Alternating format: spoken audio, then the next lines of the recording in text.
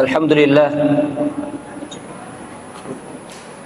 Alhamdulillahilladzi hadana lil Islam wal iman wa tauhidillah. Wa ma kunna linahtadiya laula an hadana Allah. Asyhadu an la ilaha illallah wahdahu la syarika lah. Wa asyhadu anna Muhammadan abduhu wa rasuluh. Allahumma salli wa sallim wa zid wa barik wa an'im ala nabiyyika Muhammadin wa ala alihi wa ashabihi wa man sara ala nahjihi wa iktafa bi atharihi ila yaumiddin. Qala Allah Ta'ala fil Qur'anil Karim, ya ayyuhalladzina amanu ittaqullaha haqqa tuqatih wa la tamutunna illa wa antum muslimun. Amma ba'd.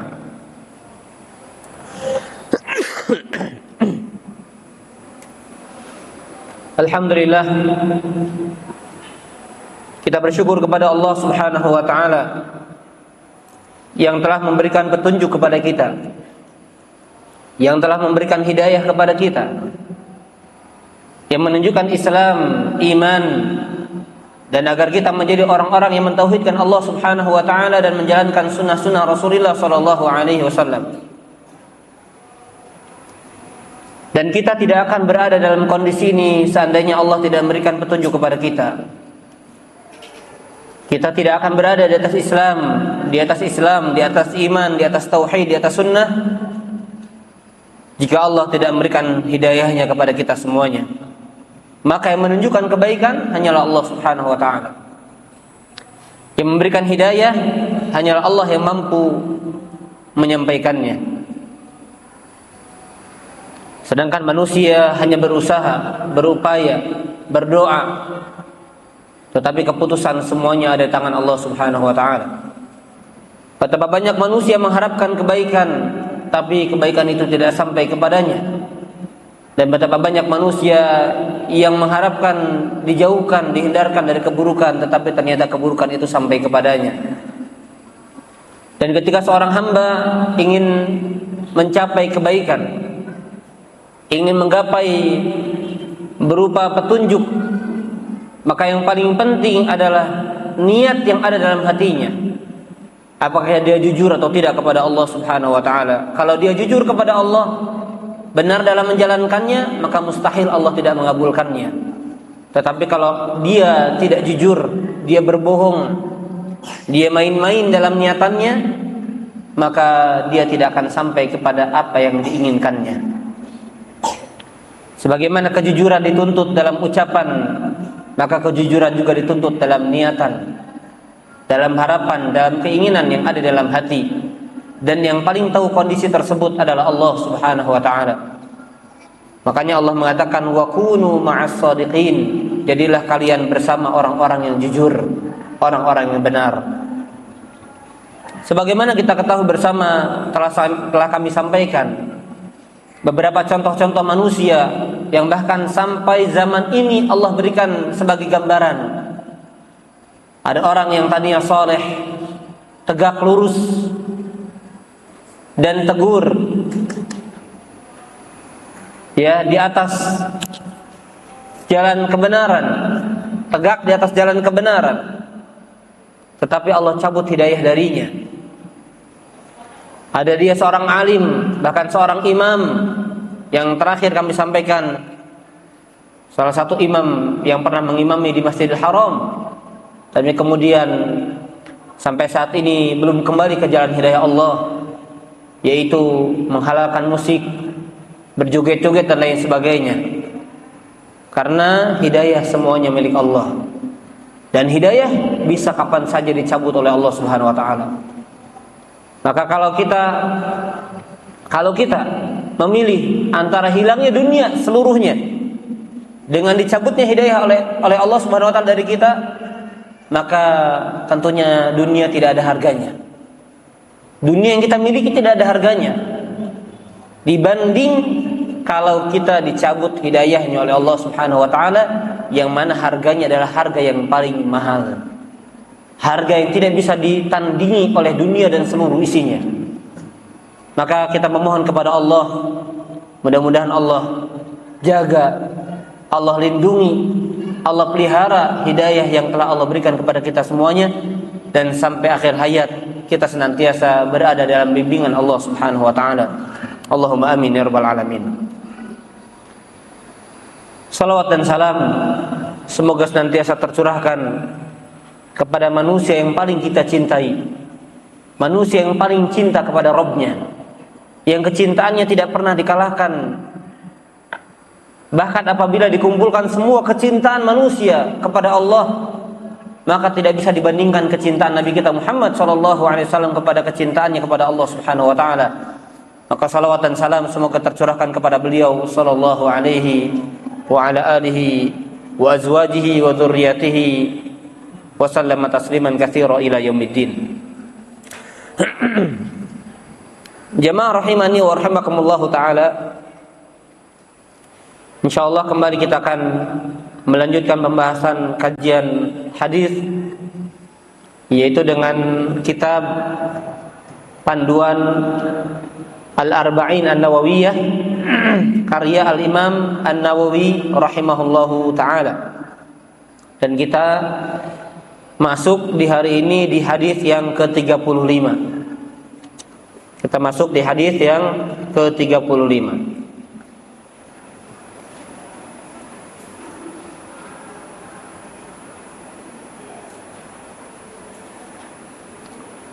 Baik. Ikhwani fi din, azani Allah wa iyyakum ajma'in. Hadis yang ke-35 diriwayatkan dari sahabat Abu Hurairah radhiyallahu anhu, Abdurrahman bin Sakhar radhiyallahu anhu. Beliau berkata, qala Rasulullah sallallahu alaihi wasallam, la tahasadu ولا تناجشوا ولا تباغضوا ولا تدابروا ولا يبع بعضكم على بيع بعض وكونوا عباد الله إخوانا المسلم أخو المسلم لا يظلمه ولا يخذله ولا يكذبه ولا يحقره التقوى ها هنا ويشير إلى صدره 3 مرات بحسب امرئ من الشر أن يحقر أخاه المسلم كل المسلم على المسلم حرام دمه وماله وعرضه رواه مسلم. Hadisnya sahih dan dicantumkan juga oleh Al-Imam Muslim dalam kitab sahihnya. Dari sahabat Abu Hurairah yang memiliki nama asli Abdurrahman bin Sakhar radhiyallahu anhu. Beliau menuturkan bahwasanya Rasulullah sallallahu alaihi wasallam bersabda, la tahasadu, jangan kalian saling dengki. Beda dengan kalimat la tahsadu, jangan kalian dengki. Kalau ini apa? Tahasad, ada saling dengki, berarti ada apa? Ada dari dua pihak. Dia dengki, kita dengki. Saling mendengki nggak boleh. Janganlah kalian saling mendengki. Jadi larangannya bukan kepada kalian saja, tapi kepada kita. Bukan kepada kita saja, tapi kepada kalian, begitu.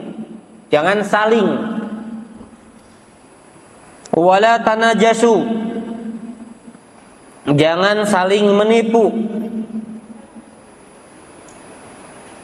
Wala tabaghadu, jangan saling bughdun di sini, tabaghad di sini artinya jangan saling membenci. Jangan saling membenci. Jangan saling marah. Wala tadabaru, jangan saling membelakangi. Atau dengan kata lain memutuskan hubungan, Maaf ya, arti daripada dubur kan sesuatu yang di belakang. Tadabar berarti saling membelakangi begini. Wala tadabaru, jangan saling membelakangi. Jangan saling memutuskan. Kemudian kata Nabi, wala yabi' ba'dukum ala ba'din ala bai'i ba'din. Jangan kalian menjual sesuatu yang telah dijual kepada orang lain. Jangan menjual apa yang telah dijual kepada orang lain. Dan jadilah kalian hamba-hamba Allah yang bersaudara. Muslim adalah saudara bagi muslim yang lainnya. Maka jangan menzaliminya, jangan mengabaikannya, jangan berbohong atau mendustakannya, dan jangan menghinakannya. Nabi berkata, takwa itu di sini, dan Nabi menunjuk ke dadanya sebanyak 3 kali. Takwa di sini, takwa di sini, takwa di sini. Cukuplah seorang itu dikatakan buruk. Cukuplah orang itu dikatakan orang yang buruk apabila dia menghinakan saudaranya yang muslim. Setiap muslim haram atas muslim lainnya. Apanya? Darahnya, hartanya, dan kehormatannya. Hadis riwayat Muslim nomor 2564.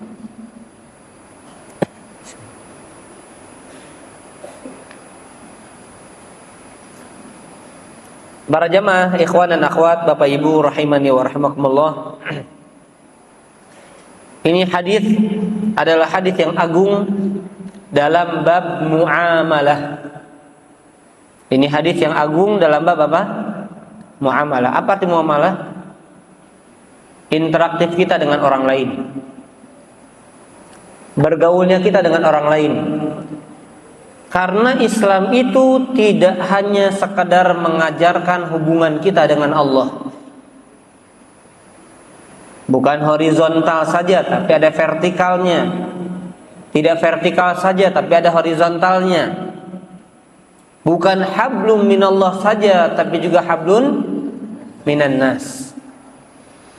Orang yang menjaga hablunnya, hubungannya dengan Allah, tetapi dia sia-siakan hubungannya dengan manusia, masuk neraka. Sebagaimana orang yang menjaga hubungannya, hablunnya dengan manusia, tapi tidak menjaga hablunnya dengan Allah, dia pun masuk neraka.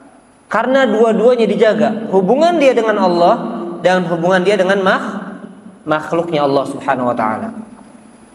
Itulah Islam, agama sempurna yang mengajarkan keseluruhan, syamil, mencakup segala sesuatu diajarkan dalam Islam. Baik.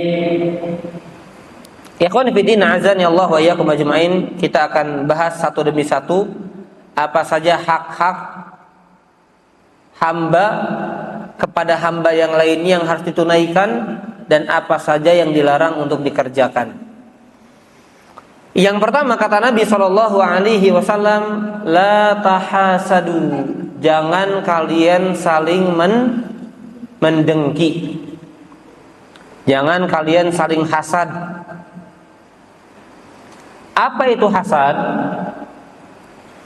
Sebagian ulama mendefinisikan hasad itu adalah, apa itu hasad? Sebagian ulama mendefinisikan bahwasanya hasad adalah tamanni zawalin ni'mah 'alal ghair.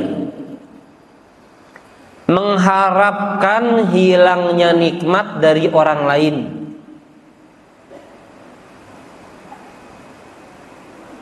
Mengharapkan hilangnya nikmat yang dimiliki orang lain.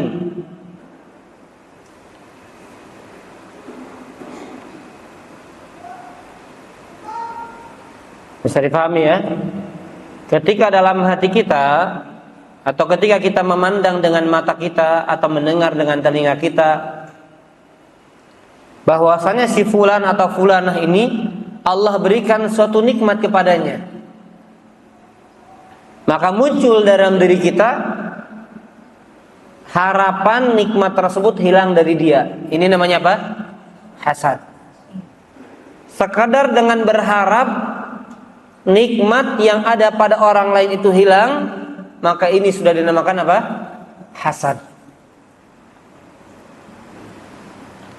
Baik itu berupa harta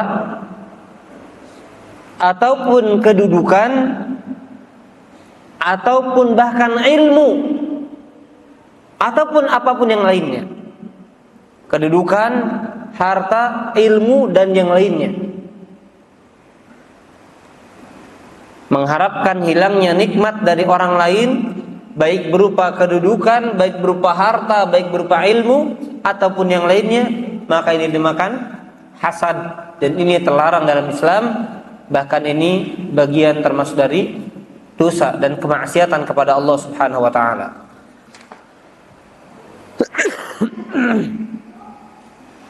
Baik, Syekhul Islam Ibnu Taimiyah rahimahullahu taala, beliau memberikan definisi dengan definisi yang lainnya. Definisi dengan definisi yang lainnya. Beliau mengatakan al-hasadu karahatu ma an'amallahu bihi 'alal ghair wa illam yatamanna az-zawal. Wah, ini lebih rinci lagi, Pak. Bapak Ibu, ini lebih rinci lagi. Apa itu hasad? Kata Syekhul Islam Ibnu Taimiyah, hasad adalah membenci atau tidak suka terhadap nikmat yang Allah berikan kepada orang lain. Tidak suka atau benci terhadap nikmat yang Allah berikan kepada orang lain, sekalipun dia tidak berharap hilangnya nikmat tersebut.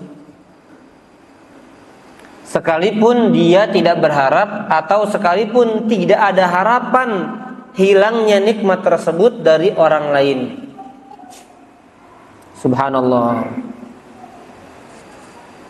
Saya ingin tanya, siapa yang hadir di sini selamat dari hasad? Ada? Ada nggak hati dalam jamaah yang hadir di sini yang nggak pernah muncul apa yang didefinisikan ulama terkait dengan hasad tadi? Ada atau tidak? Ikhwan, ada nggak? Hah? Nggak, Anda nggak pernah hasad, Ustaz? Ibu-ibu ada? Ada nggak? Ada? Ibu-ibu pernah hasad semuanya? Nah, lebih jelas ya pertanyaannya. Bapak-bapak pernah hasad semuanya? Pernah? Kok ngaku? Lagi hasad ya? Enggak ya? Jangan, naudzubillah min dzalik. Kalau ada orang ngaku nggak pernah hasad, maka dia berbohong. Karena ada pernyataan ulama juga, diantaranya Syekhul Islam Taimiyah, beliau mengatakan, ma khala jasadun min hasadin. Ma khala jasad min hasad. Tidak ada jasad yang selamat dari sifat dengki, nggak ada. Tidak ada jasad yang selamat dari sifat dengki, nggak ada. Tetapi bedanya, orang yang mulia berupaya menyembunyikannya, berupaya melawannya. Itu kata beliau. Bedanya orang yang punya kemuliaan, orang yang punya ketakwaan, orang yang punya keimanan, dia berupaya melawannya dan menyembunyikannya. Tetapi orang yang hina, dia menampakkannya dan dia tidak melawannya. Nah, itu saja. Tapi intinya semua orang pasti pernah hasad. Semua orang pasti pernah hasad. Baik, ikhwani fi din, azani Allah wa iyyakum ajma'in. Maka pernyataan yang disampaikan oleh Syekhul Islam Ibnu Taimiyah rahimahullah terkait dengan definisi hasad ini lebih detail, lebih sempurna, lebih rinci Kenapa? Karena cukup orang itu muncul dalam dirinya rasa tidak suka, rasa benci akan kenikmatan yang Allah berikan kepada orang lain, maka cukup itu dikatakan apa? Hasad. Na'udzubillah min dzalik. Semoga Allah ampuni dosa-dosa hasad yang ada dalam diri ini. Semoga Allah bersihkan dari hati-hati kita. Karena sering muncul, apalagi was-was syaitan yang begitu dahsyat dalam hati kita. Ya, dia membisikkan apa? Tuh lihat si fulan, Allah lebihkan anu. Tuh lihat si fulan, Allah berikan rumah baru. Tuh lihat si fulan, mobilnya ganti lagi. Tuh lihat si fulan, baru lahir anaknya. Kemudian apa? Muncul dalam hati nggak suka. Muncul dalam hati benci, nggak suka kalau orang lain dapat nikmat dari Allah Subhanahu wa taala. Apalagi sampai pada derajat apa? Dia berharap, ya Allah hilangkan nikmat itu darinya ya Allah. Na'udzubillah min dzalik. Baik. Selain daripada Nabi SAW melarang kita untuk saling dengki, bahkan kita pun diperintahkan oleh Allah Subhanahu wa taala untuk berlindung dari orang yang dengki. Jadi kalau kita korban dengki, kita diperintahkan Allah untuk berlindung dari orang yang dengki. Dan kalau kita dengki, kita diperintahkan di dalam syariat untuk menghilangkan kedengkian itu. Wala tahasadu. Jangan kalian saling dengki. Dan mengerikan para jamaah sekalian, dengki ini dampaknya bisa seperti orang yang terkena sihir, Pak. Dengki ini dampaknya bisa seperti orang terkena apa? Sihir, demam, celaka, binasa, sakit, dan lain sebagainya. Bahkan Nabi SAW mengatakan, yang paling banyak menyebabkan umatku mati, meninggal dunia adalah disebabkan karena penyakit apa? Penyakit ain. Dan ain itu kita memandang dengan pandangan apa? Pandangan dengki. Ya, dan kita atau seseorang itu memandang dengan pandangan dengki sehingga orang itu terjatuh sakit dan lain sebagainya. Allah mengatakan, wa min syarri hasidin idza hasad, dan kami berlindung kepadamu dari orang yang dengki ketika dia dengki. Na'udzubillah min dzalik, ya. Dan sebab seseorang itu jatuh kepada dengki, kenapa? Coba ikhwan, penyebab seseorang itu jatuh kepada sifat dengki apa? Ikhwan, jangan akhwat dulu. Ada yang tahu? Silakan acungkan tangannya. Apa penyebab orang itu bisa terjatuh kepada sifat dengki? Jangan admin, jangan. Pak admin kan banyak sama ustadz, jadi ilmunya harus lebih banyak, ya. Hah? Merasa kurang dirinya, tidak percaya diri sehingga menyebabkan dengki, gitu. Baik, akhwat, boleh kasih mikrofonnya? Ada mikrofonnya? Ada, ya. Acungkan tangannya. Nanti ada hadiahnya, ya, insya Allah ada hadiahnya. Apa yang menyebabkan seorang itu dengki? Fadol. Ayo segera.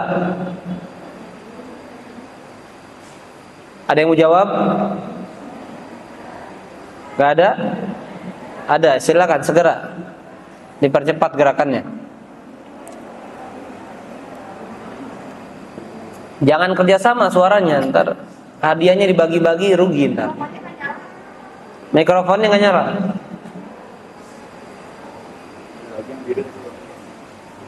Hah? Oh, ini yang biru nih. Coba cek dulu, cek.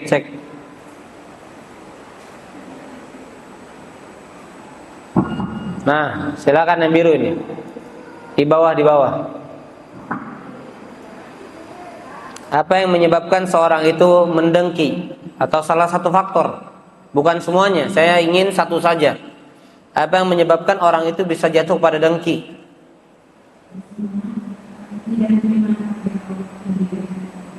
Yang keras suaranya? Tidak menerima takdir Allah yang diberikan kepada dia. Maksudnya gimana tuh?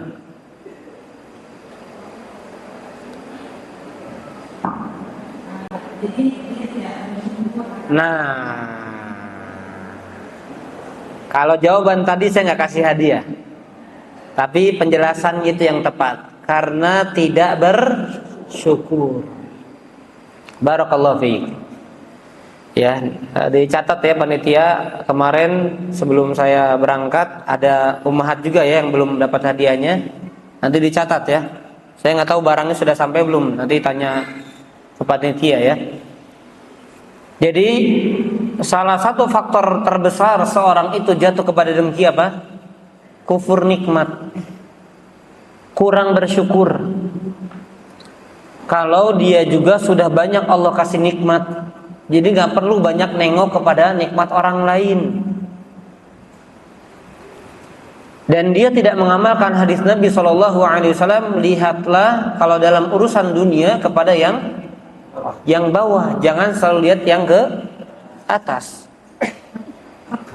Saya yakin para jamaah sekalian, azani Allah ikum ajmain, tadi salah satu ummahat yang jawab, misalnya saya kasih hadiah handphone, bersyukur nggak kira-kira?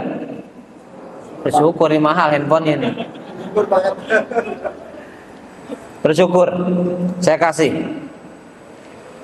Ada ummahat lain saya atau bapak-bapak saya tanya dengan pertanyaan yang lebih rendah, lebih gampang. Kemudian saya bilang saya kasih hadiah mobil tuh. Loh, Ustaz kok curang sih, cuma handphone doang? Padahal dia tahu handphone ini mahal. Ya mahal itu mahal standar saya maksudnya. Kalau bagi ibu-ibu yang kaya sih ini murahan. Ya. Kok dia dapat mobil sih? Saya cuma dapat handphone. Betul nggak? Karena dia tidak bersyukur. Saya kasih misalnya hadiah 200.000. Kemudian temannya saya kasih pertanyaan, saya kasih hadiah 20 juta. Kira-kira bakal muncul nggak dengki itu? Muncul. Kenapa? Karena tidak bersyukur dan melihat nikmat orang lain. Dua itu.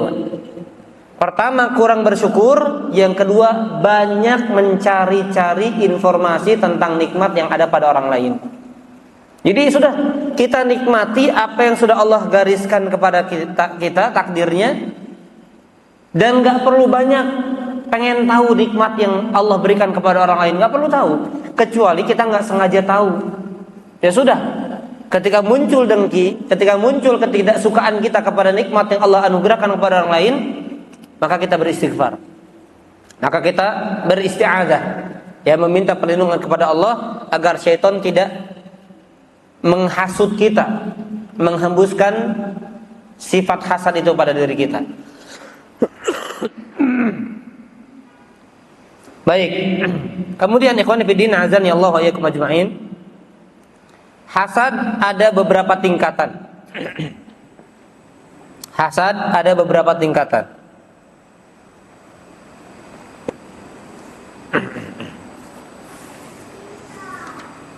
Yang pertama,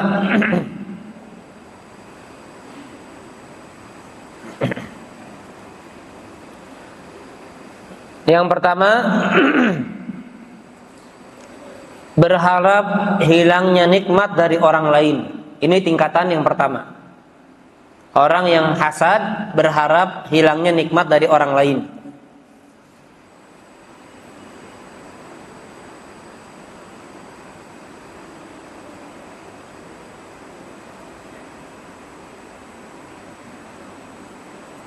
Orang yang hasad berharap hilangnya nikmat dari orang lain.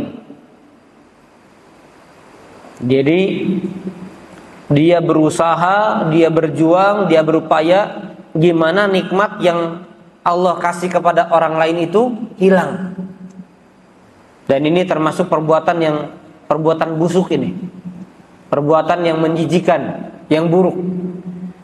Ya, dia mencari cara bagaimanapun caranya agar nikmat yang ada pada orang lain itu apa? Hilang. Baik, kemudian yang kedua,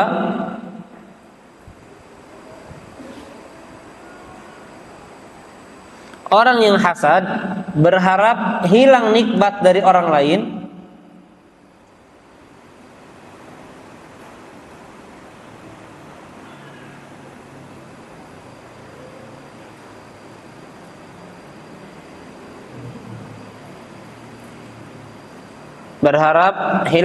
dari orang lain dan dia mengharapkan itu. Jadi kalau tadi apa Pak? Yang penting orang itu nggak punya lagi barang itu, ya. Walaupun saya nggak berharap. Paham nggak maksudnya? Misalnya ada tetangga kita yang punya apa? Mobil baru. Yang penting mobilnya hilang dah gitu, ya. Dan dia nggak berharap, oh ini mobil saya harus punya nih. Nggak begitu. Itu yang pertama. Kalau yang kedua, dia mengharapkan hilangnya kenikmatan itu dari orang lain dan dia berharap kenikmatan tersebut. Ya, ini jenis yang kedua atau tingkatan yang kedua. Yang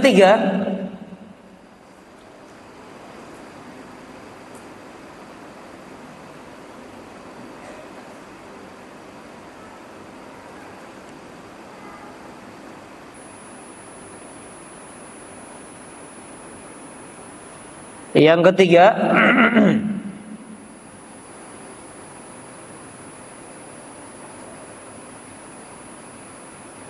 seseorang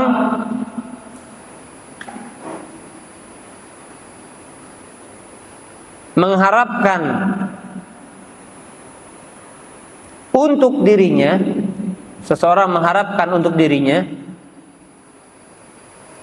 kenikmatan yang dimiliki orang lain.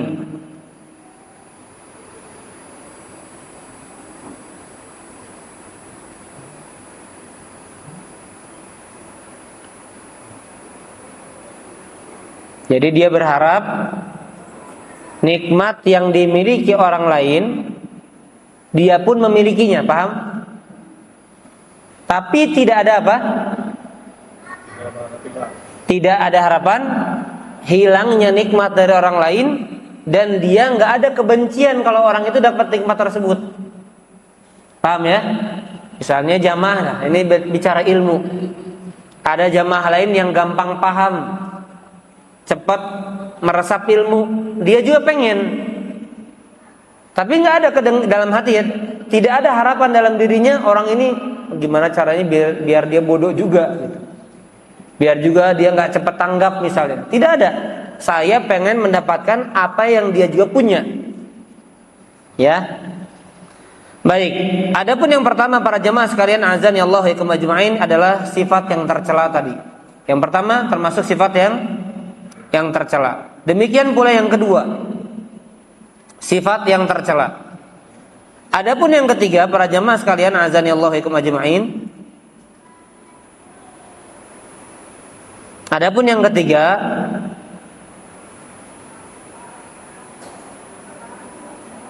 ada yang tidak tercela.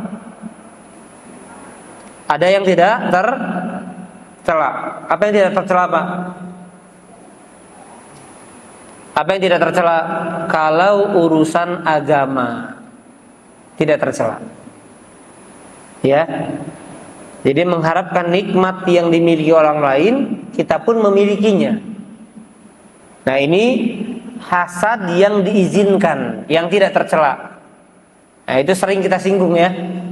Tidak ada hasad atau tidak boleh hasad kecuali dalam dua perkara. Itu apa? Siapa yang tahu? Hasad kepada ahlul Quran, ahlul ilmi, sama. Di mana ahlul Quran atau ahlul ilmu tersebut dia mengamalkan Qurannya, mendakwahkan Qurannya, mengamalkan ilmunya, mendakwahkan ilmunya. Dia iri, saya pengen seperti dia. Maka dia diizinkan oleh syariat. Yang kedua, orang yang memiliki harta yang banyak dan hartanya disedekahkan di jalan Allah. Maka kita iri kepada apa? Kepada sedekahnya, bukan kepada hartanya. Maka ini diizinkan oleh syariat Allah Subhanahu wa taala. Maka istilah hasad yang ketiga ini oleh ulama diberikan istilah lain, yaitu apa? Ghibthah. Ya, hasad yang ketiga ini diberi istilah oleh ulama dengan istilah lain, yaitu apa? Ghibthah. Pakai gha. Ghibthah. Ya, ghibthah.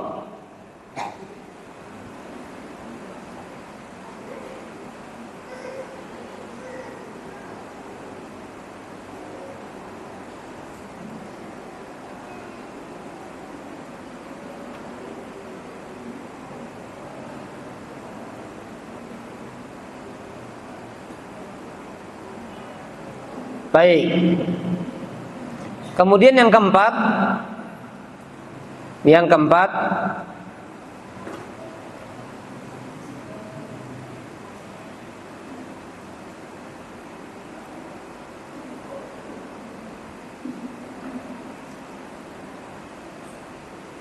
orang yang hasad tidak mengharapkan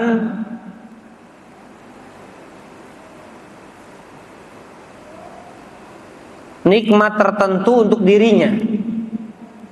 Orang yang hasad tidak mengharapkan nikmat tertentu untuk dirinya.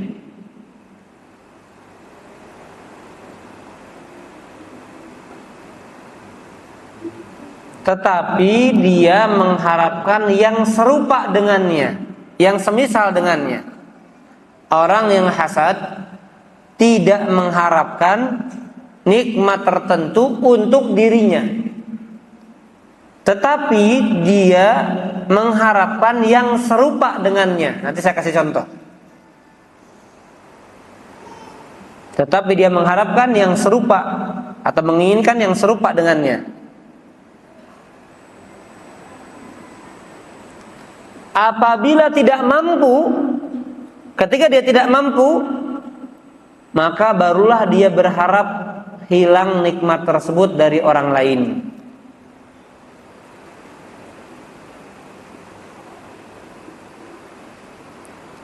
Kalau dia tidak mampu, maka dia berharap hilangnya nikmat dari orang lain, agar tidak ada persaingan. Agar tidak ada persaingan. Paham di sini para jamaah? Saya kasih contoh gelas saja ya, biar gampang nih ya. Orang yang dengki, para jamaah, ini yang keempat. Ini punya orang lain ini. Punya si fulan A. Si B ini, yang dengki ini, dia tidak mengharapkan agar gelas ini dimiliki dia. Tidak ada harapan. Tapi dia berharap apa? Punya gelas yang sama dengan dia. Paham? Pokoknya saya juga harus punya kayak dia. Saya tidak ada harapan ini hilang, nggak ada. Paham ya? Ibu-ibu paham? Jangan saya contohnya. Orang itu bilang saya, orang itu bilang, bukan saya ya. Pokoknya saya harus punya gelas seperti yang dia miliki. Saya nggak ada harapan orang ini hilang gelas yang nggak ada. Nggak apa-apa, dia punya ini, saya pun harus punya. Ketika dia berupaya ingin punya gelas yang sama atau ingin punya nikmat yang sama, dia nggak mampu. Maka barulah muncul harapan, aduh saya nggak mampu, mudah-mudahan hilang dia dah. Paham ya? Kenapa? Karena tidak ingin ada persaingan antara dirinya. Saya nggak punya, dia pun harus nggak punya. Dia punya, saya pun harus punya. Paham ya? Oh, ini akhlak yang sangat buruk, Pak. Mendengki seorang muslim. Dia nggak seneng kalau lihat orang lain seneng. Nah, hati-hati tuh. Dengki itu gampangnya, dia nggak seneng lihat orang lain seneng, dan dia seneng lihat orang lain susah. Kata orang Jakarta, set dah. Ya. Nah, ini sifat yang buruk, naudzubillah min dzalik. Makanya kemarin saya dapat, masya Allah, saya catat di grup, tapi rinciannya saya tertinggal. Saya dapat faidah baru dari Ustaz Dr. Ariful Bahri yang mengisi di Masjid Nabawi. Ya, beliau menceritakan tentang kehidupan Nabi SAW di akhir kehidupannya. Jadi fase menghadapi kematian Nabi SAW. Saya 2 hari ikut kajian itu, dan ada salah satu faidah para jamaah sekalian, masya Allah ya. Ternyata Bapak Ibu sekalian, semoga Allah karuniakan kepada kita sifat dermawan, dan Allah jauhkan kita dari sifat dengki, dari sifat iri, dari sifat tidak suka melihat nikmat orang lain dan senang dengan susahnya orang lain. Allahumma amin ya rabbal alamin. Jadi Bapak Ibu sekalian, di Masjid Nabawi di zaman Nabi SAW itu ada pelatarannya, dan ada sahabat-sahabat miskin yang tidak punya tempat tinggal, bahkan tidak punya kehidupan hari-harinya untuk makan dan minumnya. Ternyata yang tinggal di masjid di pelataran masjid itu berapa, tahu nggak jumlahnya? Berapa sahabat yang tinggal di pelataran Masjid Nabawi? 2000, numpuk rumahnya. Ganti-gantian. Yang di Sufah. Berapa orang yang tinggal di Sufah itu? Yang benar-benar natap di situ? Kan seperti siapa? Seperti siapa di antaranya? Abu Hurairah. Abu Hurairah kan banyak hadisnya karena memulazamah terus dengan Nabi. Nggak ada pulang dulu ke rumah gitu ya, liburan dulu, nggak ada. Makanya ribuan hadis yang diriwayatkan oleh beliau radhiyallahu anhu. Berapa? 80 orang. Dan ternyata yang memberikan kehidupan kepada mereka adalah uang Nabi sendiri sallallahu alaihi wasallam. Jadi ternyata yang menanggung kehidupan ashabus sufah, Anda baru tahu Pak selama ini, adalah Nabi sallallahu alaihi wasallam. Bayangkan Bapak Ibu, Nabi itu kalau, makanya ucapan Saiful Bahri itu, Nabi itu kalau dikatakan miskin, beliau kaya. Dikatakan kaya, tapi beliau miskin. Kenapa? Karena beliau di dalam rumahnya tidak ada beberapa bulan yang menyala di dapurnya, nggak ada. Yang dimakan hanya kurma dan air putih. Bahkan beberapa kali tidak menjumpai ada makanan di dalam rumahnya. Tapi setiap hari apa? Memberikan tanggungan makanan kepada ashabus sufah. Bapak Ibu azan ya Allah wa iyyakum ajma'in. Maka dari itu, di dalam syariat itu ada yang dinamakan dengan sifat dermawan, dan ternyata dermawan juga bertingkat-tingkat, sebagaimana dengki pun bertingkat-tingkat. Ada orang, para jamaah, yang punya sifat royal, tapi tetap seroyal-royal kita, para jamaah, dia tetap mendahulukan kebaikan untuk dirinya sendiri daripada orang lain. Betul atau tidak? Betul nggak? Sebanyak-banyaknya dia sedekah, tetap dia lebih, kalimat bahasa sekarang apa? Jangan lupa bahagiakan diri sendiri juga. Kan begitu ya? Jangan lupa bahagia. Tapi tidak dengan Nabi SAW, tidak dengan para sahabatnya. Karena puncak daripada kedermawanan yang dimiliki mereka adalah apa? Istilahnya adalah, catat ini, catat nanti lupa, ithar. Istilahnya apa? Ithar. Ithar. Pakai huruf fa. Ithar. Apa itu ithar? Lebih mendahulukan orang lain dari nikmat yang harusnya kita rasakan.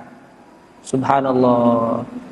Inilah yang dimiliki oleh para sahabat Nabi SAW, terutama nabinya SAW. sebagaimana yang Allah Subhanahu wa taala firmankan di dalam surat Al-Hasyr. Di dalam surat Al-Hasyr di ayat yang ke-9.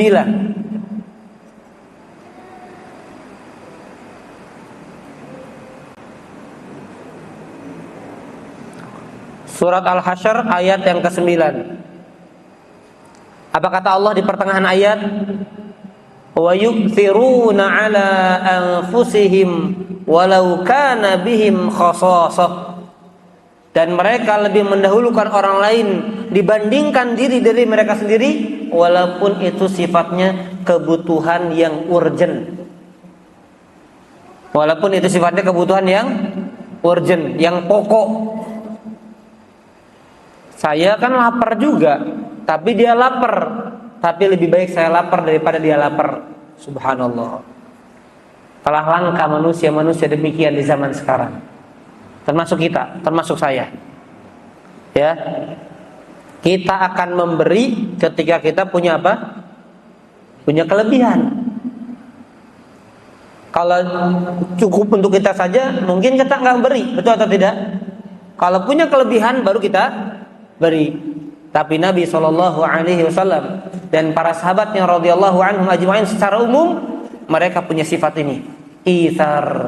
Mereka lebih mementingkan orang lain dibandingkan diri mereka sendiri, walaupun sifatnya kebutuhan khusus pokok mereka. Dan jangan heran Bapak Ibu, ketika kaum muhajirin mereka hijrah dari kota Mekah menuju Madinah, kaum Ansor menawarkan istri-istri mereka sendiri. Istri kebutuhan khusus bukan? Istri kebutuhan khusus bukan? Khusus buat diri kita istri.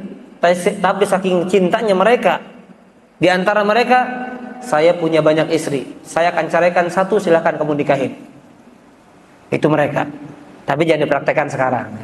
Nah, boleh, jangan ya. Bukan untuk dipraktekkan ini.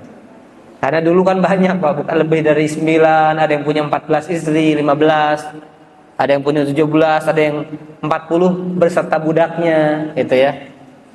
Ya sekarang jangan, karena bosan, saya cinta sama antum, makanya ada anak ceraikan aja istri anak, biar nikah lagi itu namanya ya. Cari alasan, jangan ya. Tapi demikian, termasuk apa? Termasuk tempat tinggal. Antum tinggal di rumah anak aja. Nggak apa-apa, ntar anak sekat-sekat aja udah. Antum tinggal di rumah anak. Subhanallah, ya.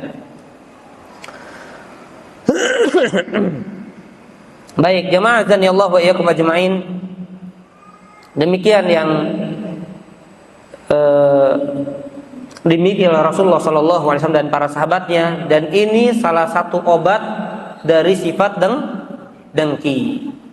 Dan tadi penyebab faktor orang itu bisa mendengki adalah kurang bersyukur kepada nikmat Allah Subhanahu wa taala. Dan obatnya adalah dia banyak bersyukur dan dia berlatih untuk punya sifat dermawan. Ya, ada beberapa tingkatan dan insyaallah nanti saya dalami dulu karena ada 4 tingkatan juga dalam kedermawanan, tapi yang paling puncaknya adalah itsar tadi. Ada orang yang kalau tingkatan pertama itu orang yang dermawan adalah ketika ada orang minta ngasih. Nah, itu dermawan orang, benar nggak? Pak minta Pak dikasih, Pak minta Pak dikasih. Pokoknya setiap yang minta dikasih. Itu dermawan. Tapi ternyata itu masih biasa Pak. Kita kan suka takjub ya. Ini orang ini kalau diminta nggak pernah nolak. Itu sifat dimiliki Nabi SAW. Tapi lebih daripada itu apa? Apa yang beliau tidak miliki lebih baik dimiliki orang lain. Apa yang beliau tidak rasakan lebih baik orang lain dulu yang lebih merasakan terlebih dahulu. Ya. Baik. Para jemaah azani Allah wa iyyakum ajmain. Maka sifat hasad adalah sifat yang terlarang dalam Islam. Karena Nabi SAW di sini mengatakan wala tahasadu, jangan kalian saling mendengki. Berarti kalau ada orang yang jatuh kepada sifat dengki, berarti dia melanggar larangan Rasulullah SAW dan dia jatuh kepada maksiat dan tercatat untuk dirinya sebuah dosa. Baik, kemudian yang kedua, wala tanajashu. Wala tanajashu. Jangan kalian saling menipu. Nah, ini juga dalam bab muamalah.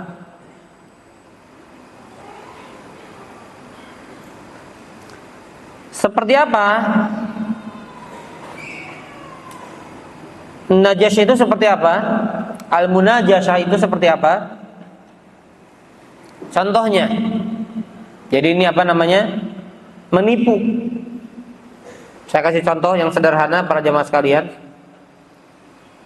Anggap si A adalah pedagang. Si A siapa? Sebagai apa? Pedagang. Gelas lagi aja ya.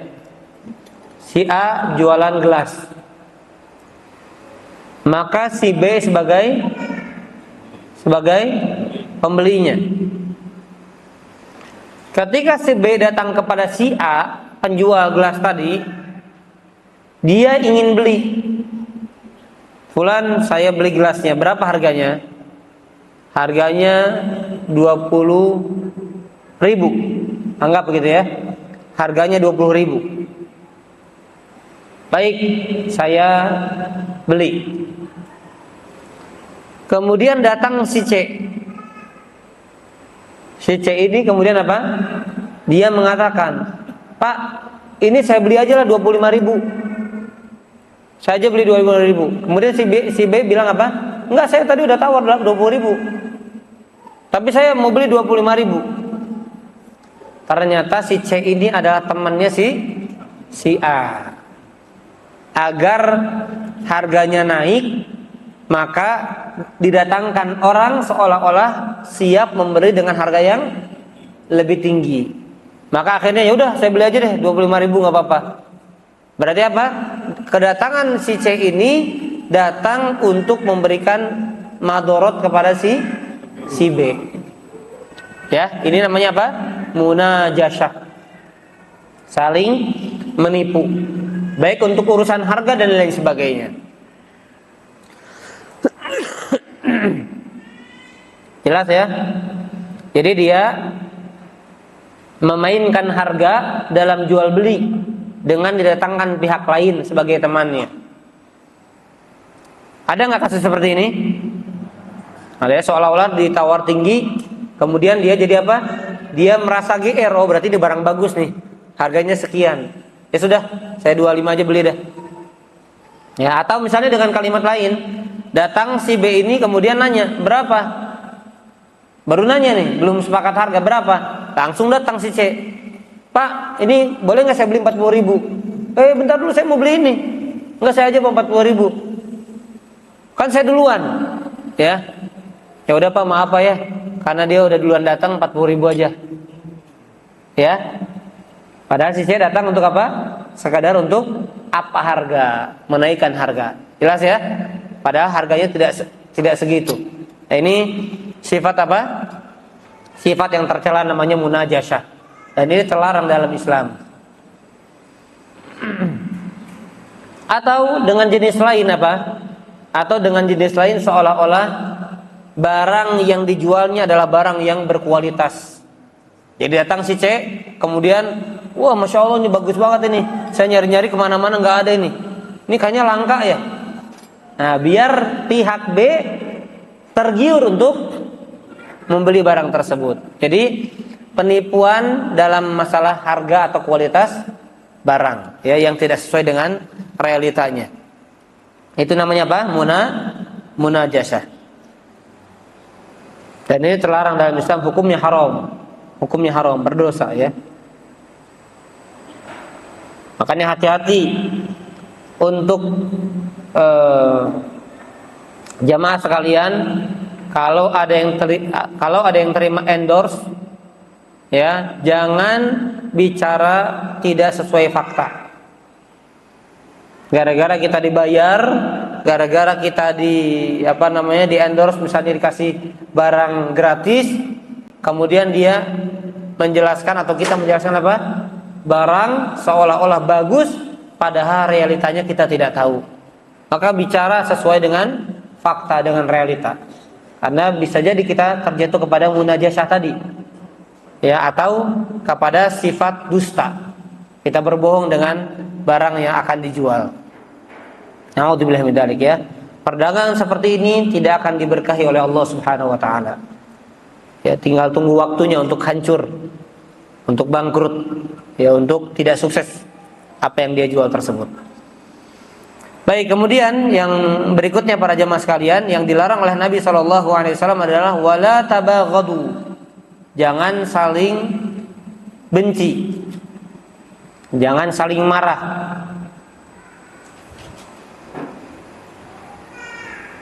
Ya, artinya apa?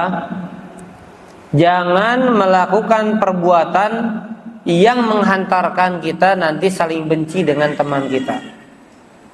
Jangan melakukan perbuatan yang menyebabkan kita saling benci dengan teman kita, dengan saudara kita semuslim. Nah, kalau sudah terjadi, kalau misalnya terjadi muncul kebencian antara kita dengan teman kita, maka berupayalah untuk hilang rasa benci tersebut. Nah, kalau si fulannya yang bikin kesal, nah maka perbuatan dia yang harus dia rubah. Paham ya? Kalau kita yang bikin kesal, ya kita yang merubah diri kita. Bagaimana kita tidak membuat orang lain kesal, atau dengan kata lain apa? Jangan ngeselin. Jangan ngeselin. Jangan memancing jangan memancing orang lain jadi kesal dengan kita. Jangan memancing kekesalan dari orang lain. Nah, orang lain jadi kesal sama kita, jangan. Jadi benci sama kita. Karena dilarang dalam Islam, karena dalam Islam itu justru dianjurkan kita saling mencintai karena Allah. Al-mahabbah fillah. Saling mencintai karena Allah. Karena barang siapa yang mencintai seseorang karena Allah, ini termasuk tanda-tanda iman. Dan ini termasuk apa? Penyempurna iman. Orang yang saling mencintai sesama muslim karena Allah. Karena di zaman sekarang orang yang saling cinta karena Allah langka. Rata-rata karena kebutuhan. Orang saling mencintai di zaman sekarang karena rata-rata karena apa? Karena kebutuhan. Termasuk ustadz yang deketin jamaahnya karena butuh, atau jamaah yang mendekati ustadznya didekatin ketika butuhnya aja. Banyak gak itu? Banyak. Untuk menguntungkan bisnisnya, untuk menguntungkan keperluan-keperluannya. Sama Pak, ustadz, saya misalnya gurunya deketin jamaah karena hajatnya aja. Na'udzubillah min dzalik. Atau jamaah mendekati ustadz, oh biar dia ikut terangkat. Misalnya, atau dia ikut populer. Bukan untuk menimba ilmu, nggak ada manfaatnya. Rata-rata orang saling dekat sekarang, zaman sekarang apa? Karena urusan duniawi. Selesai urusan duniawi, sudah jauh-jauhan. Udah nggak kenal lagi sudah. Nah, itu kalau perkumpulan persahabatan dibangun di atas dasar duniawi. Nah, tapi kalau hubungan dibangun di atas dasar karena Allah, karena urusan akhirat, maka kekal selama-lamanya. Ya, makanya para jamaah sekalian, saya punya tulisan bagus ya, karya tulisan Ustadz Dr. Aris Munandar hafizahullah taala. Tulisannya, bahagiakan dirimu ketika engkau jauh darinya. Jadi kalau ada orang yang menjauhi kita, ya, yang tadinya dekat dengan kita dan lain sebagainya, dia sukses jauh dari kita, atau misalnya sudah gak butuh lagi sama kita, dia menjauh kita. Kemudian ketika sukses kita, ketika kita mulai naik misalnya, ketika mulai kita bertahap berkembang misalnya, dia mendekati kita, jangan pernah dekatin dia lagi. Itu ternyata ada kalam ulama seperti itu. Ya, bahagiakan diri kita dengan kita nggak perlu memikirkan orang lain yang sudah menjauhi kita. Nah, itu harus punya sifat itu. Nanti insya Allah saya share tulisannya, bagus itu. Baik para jamaah sekalian, azani Allah ikum ajmain. Tapi makna ini bukan berarti kita jadi saling bermusuhan dengan yang lainnya, ya. Tapi ingat, ketika kita memilih teman, memilih sahabat, lakukan yang sama-sama membangunnya karena Allah, karena jalan dakwah, karena saling menasehati, karena saling mengingatkan urusan akhirat, karena saling mengingatkan untuk majelis ilmu, saling mutola'ah, saling murojaah ilmu dan lain sebagainya. Nah, itu yang kita jaga erat. Karena kalau kita terpaku diam, kita tidak punya teman, maka kita akan cepat futur. Tetapi orang yang futur ditemani dengan sahabat-sahabat yang punya semangat, maka orang yang terdiam futur pun akan ikut bangkit lagi semangatnya. Maka betapa butuhnya kita kepada sahabat-sahabat yang soleh, sahabat-sahabat yang mengingatkan kita kepada Allah dan kampung akhirat kita. Semoga Allah karuniakan kepada kita teman-teman yang soleh, sehingga bukan saja bermanfaat di dunia, tetapi juga manfaatnya akan kita petik ketika kita menghadap Allah Subhanahu wa taala kelak di hari akhir dan sampai dikumpulkan di surganya Allah Subhanahu wa taala. Allahumma amin ya rabbal alamin. Baik, kemudian yang berikutnya wala tadabaru, jangan saling memutuskan hubungan, jangan saling membelakangi.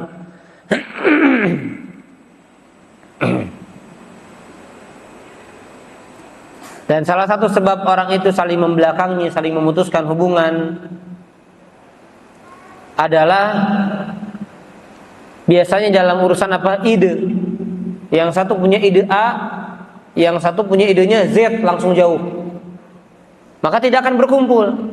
Maka coba musyawarah, rembukan, ya. Kemudian dikompromikan. Jangan yang satu pokoknya saya titik A, saya titik Z, nggak akan ketemu. Akhirnya apa? Saling berpaling, putus hubungan. Coba cari jalan tengahnya. Ya, coba cari jalan di mana dia bisa terima keputusan ini, dia pun bisa terima keputusan ini. Nah, upayakan sesama muslim demikian. Jangan yang satu menuju A, yang satu Z. Sangat jauh ya arahannya. Sehingga kemudian akan terputuslah hubungan antar sesama muslim, yang mana ini terlarang dalam syariat Islam. Baik, ikhwan fillah, azani Allah wa iyyakum ajmain. Ini larangan dari Nabi SAW untuk saling membelakangi atau saling menyebabkan hubungan itu terputus ya satu dengan yang lainnya. Yang berikutnya, wala yabi' ba'dukum ala bai'i ba'din. Jangan menjual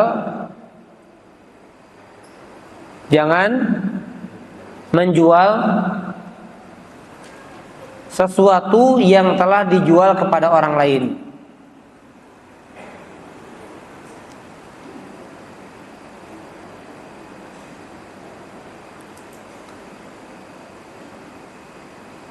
Jangan menjual sesuatu yang telah dijual kepada orang lain. Contohnya, misalnya, ini sebagai misal ya, ada seseorang yang menjual barang. Saya beri contoh ya. Kita melihat Bapak Ibu, ada orang lain jualan gelas. Harganya berapa tadi? 20.000 ya. Kita lihat ada orang lain jualan gelas 20.000. Datang si B untuk membeli gelas ini dengan harga berapa? 20.000. Ini pembeli, ini penjual, ini pembeli. Si A penjual, si B pembeli. Maka kita dilarang oleh Nabi SAW datang sebagai pembeli menawarkan barang dengan yang sama, kemudian kita katakan, udah beli aja dari saya 9.000. Ketika apa? Ketika akadnya belum selesai antara dia dengan penjual dengan pembeli ini, paham? Jadi kita nawarkan di tengah, orang lain sedang saling tawar. Kecuali kalau dia nggak cocok, pergi kita tawarkan, Pak, ya udah nih beli barang saya, boleh silakan. Tapi kalau disikat di tengah jalan, ya paham ya, ditikung di tengah jalan, itu haram hukumnya. Atau misalnya dengan harga yang sama, Pak, saya kasih harga sama tapi kualitasnya jauh daripada kualitas yang ini, itu haram.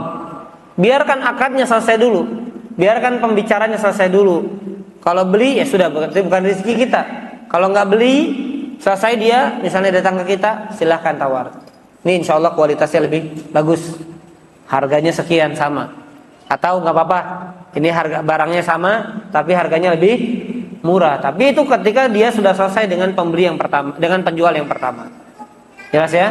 Jadi kita nggak boleh menawarkan barang dagangan sedangkan dia si pembeli sedang berinteraksi dengan pedagang yang lain. Paham? Ibu-ibu paham? Ya, hati-hati ya, jangan baik secara offline ataupun secara online ya. Baik. Kemudian para jemaah azani Allah wa iyyakum ajma'in, ada perintah Nabi SAW di sini, maka jadilah kalian hamba-hamba Allah yang saling bersaudara ya. Dan kita tahu para jamaah sekalian, saudara itu pasti saling peduli dengan saudara yang lainnya. Coba Pak, kita Pak, dengan kakak kita, dengan adik kita, lebih kita prioritaskan nggak daripada orang lain? Lebih. Nah demikian ketika kita merasa orang lain yang sesama muslim, sekalipun dia tidak punya hubungan darah dengan kita, seolah-olah saudara. Itu perintah Nabi SAW. Wa kunu ibadallahi ikhwana. Jadilah kalian hamba-hamba Allah yang bersaudara. Kalau saudara pasti saling apa? Saling membantu, saling meringankan, saling meninggikan, saling membuat cara bagaimana mensukseskan, saling memberikan kepedulian. Itu saudara ya. Jangan anggap orang lain, oh ini orang lain saya nggak peduli. Nah kalau kita anggap saudara setiap muslim demikian, maka subhanallah betapa indahnya pemandangan apa? Keluarga muslim. Jadi keluarganya muslim, sesama muslim dia keluarga. Bahkan syariat menyatakan persaudaraan sesama muslim itu jauh lebih erat dibandingkan persaudaraan secara rahim, darah. Nah, karena kalau rahim ternyata dia kafir, lebih erat mana dengan yang orang lain tapi muslim? Muslim. Ya rahim urusan dunia saja. Urusan akhirat dia akan bersama berbarengan sesama muslim ya. Baik, kata Nabi SAW, al-muslimu akhul muslim. Seorang muslim adalah saudara bagi muslim yang lainnya. Dalam hal apa? Dalam hal kecintaan, dalam hal loyalitas, dalam hal saling menasihati dan lain sebagainya. Ya, dalam hal saling peduli. Dia adalah saudara bagi muslim yang lainnya. Maka kata Nabi, ini larangan berikutnya, la yadlimuhu, jangan mendoliminya. Jangan mendoliminya.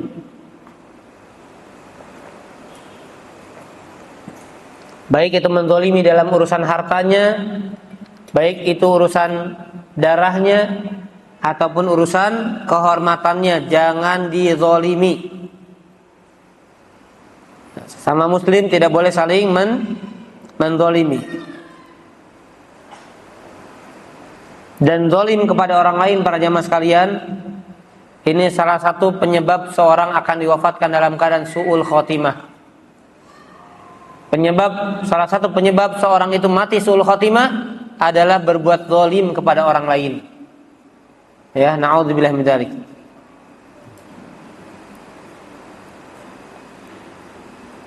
Yang menyebabkan seorang itu su'ul khotimah salah satunya apa? Berbuat zalim kepada orang lain. Dan bahkan dalam Islam itu para jamaah sekalian, orang yang zalim ditolong, sebagaimana orang yang terzalimi pun ditolong. Kata Nabi SAW, unsur akhaka zaliman aw mazluman. Tolong saudaramu yang berbuat zalim dan yang terzalimi. Maka para sahabat heran, bingung. Kami akan menolong orang yang apa? Terzalimi. Lantas bagaimana kami menolong orang yang zalim? Benar nggak Pak? Yang terzalim yang dipukulin Pak, ditolong nggak? Tolong. Lah kenapa yang mukulin ditolong? Itulah Islam, Pak. Maka kata Nabi SAW, yang terzolimi tadi, yang dipukulin, dia sebagai korban, sebagai objek, ditolong sama kita.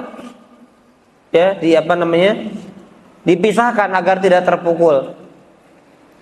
Ditolong sama kita. Nah, yang zalim ditolong dengan cara apa? Dinasehati.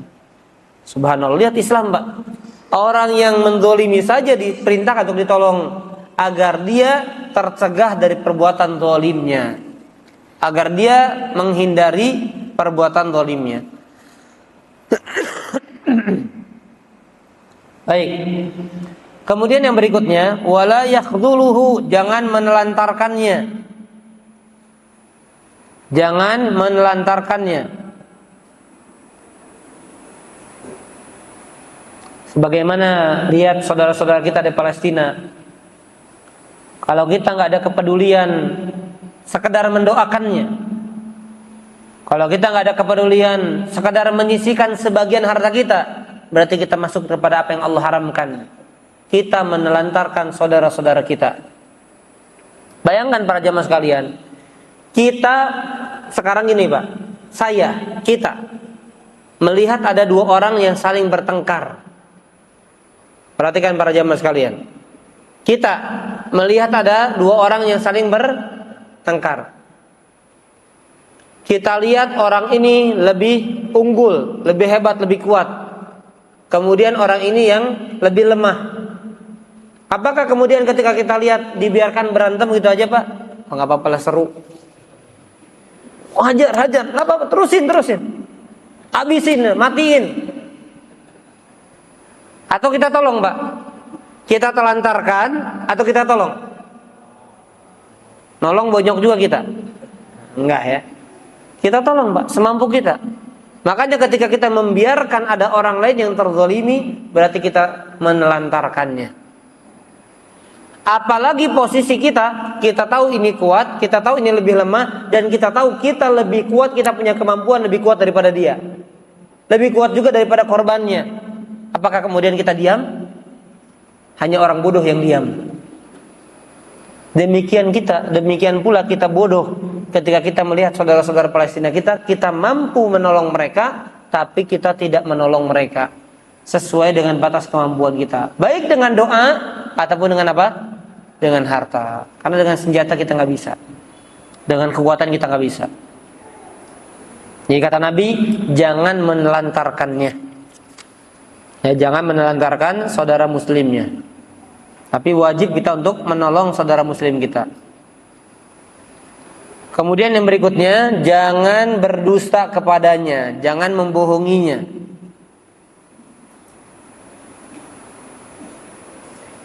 Ya, misalnya kita katakan, fulan,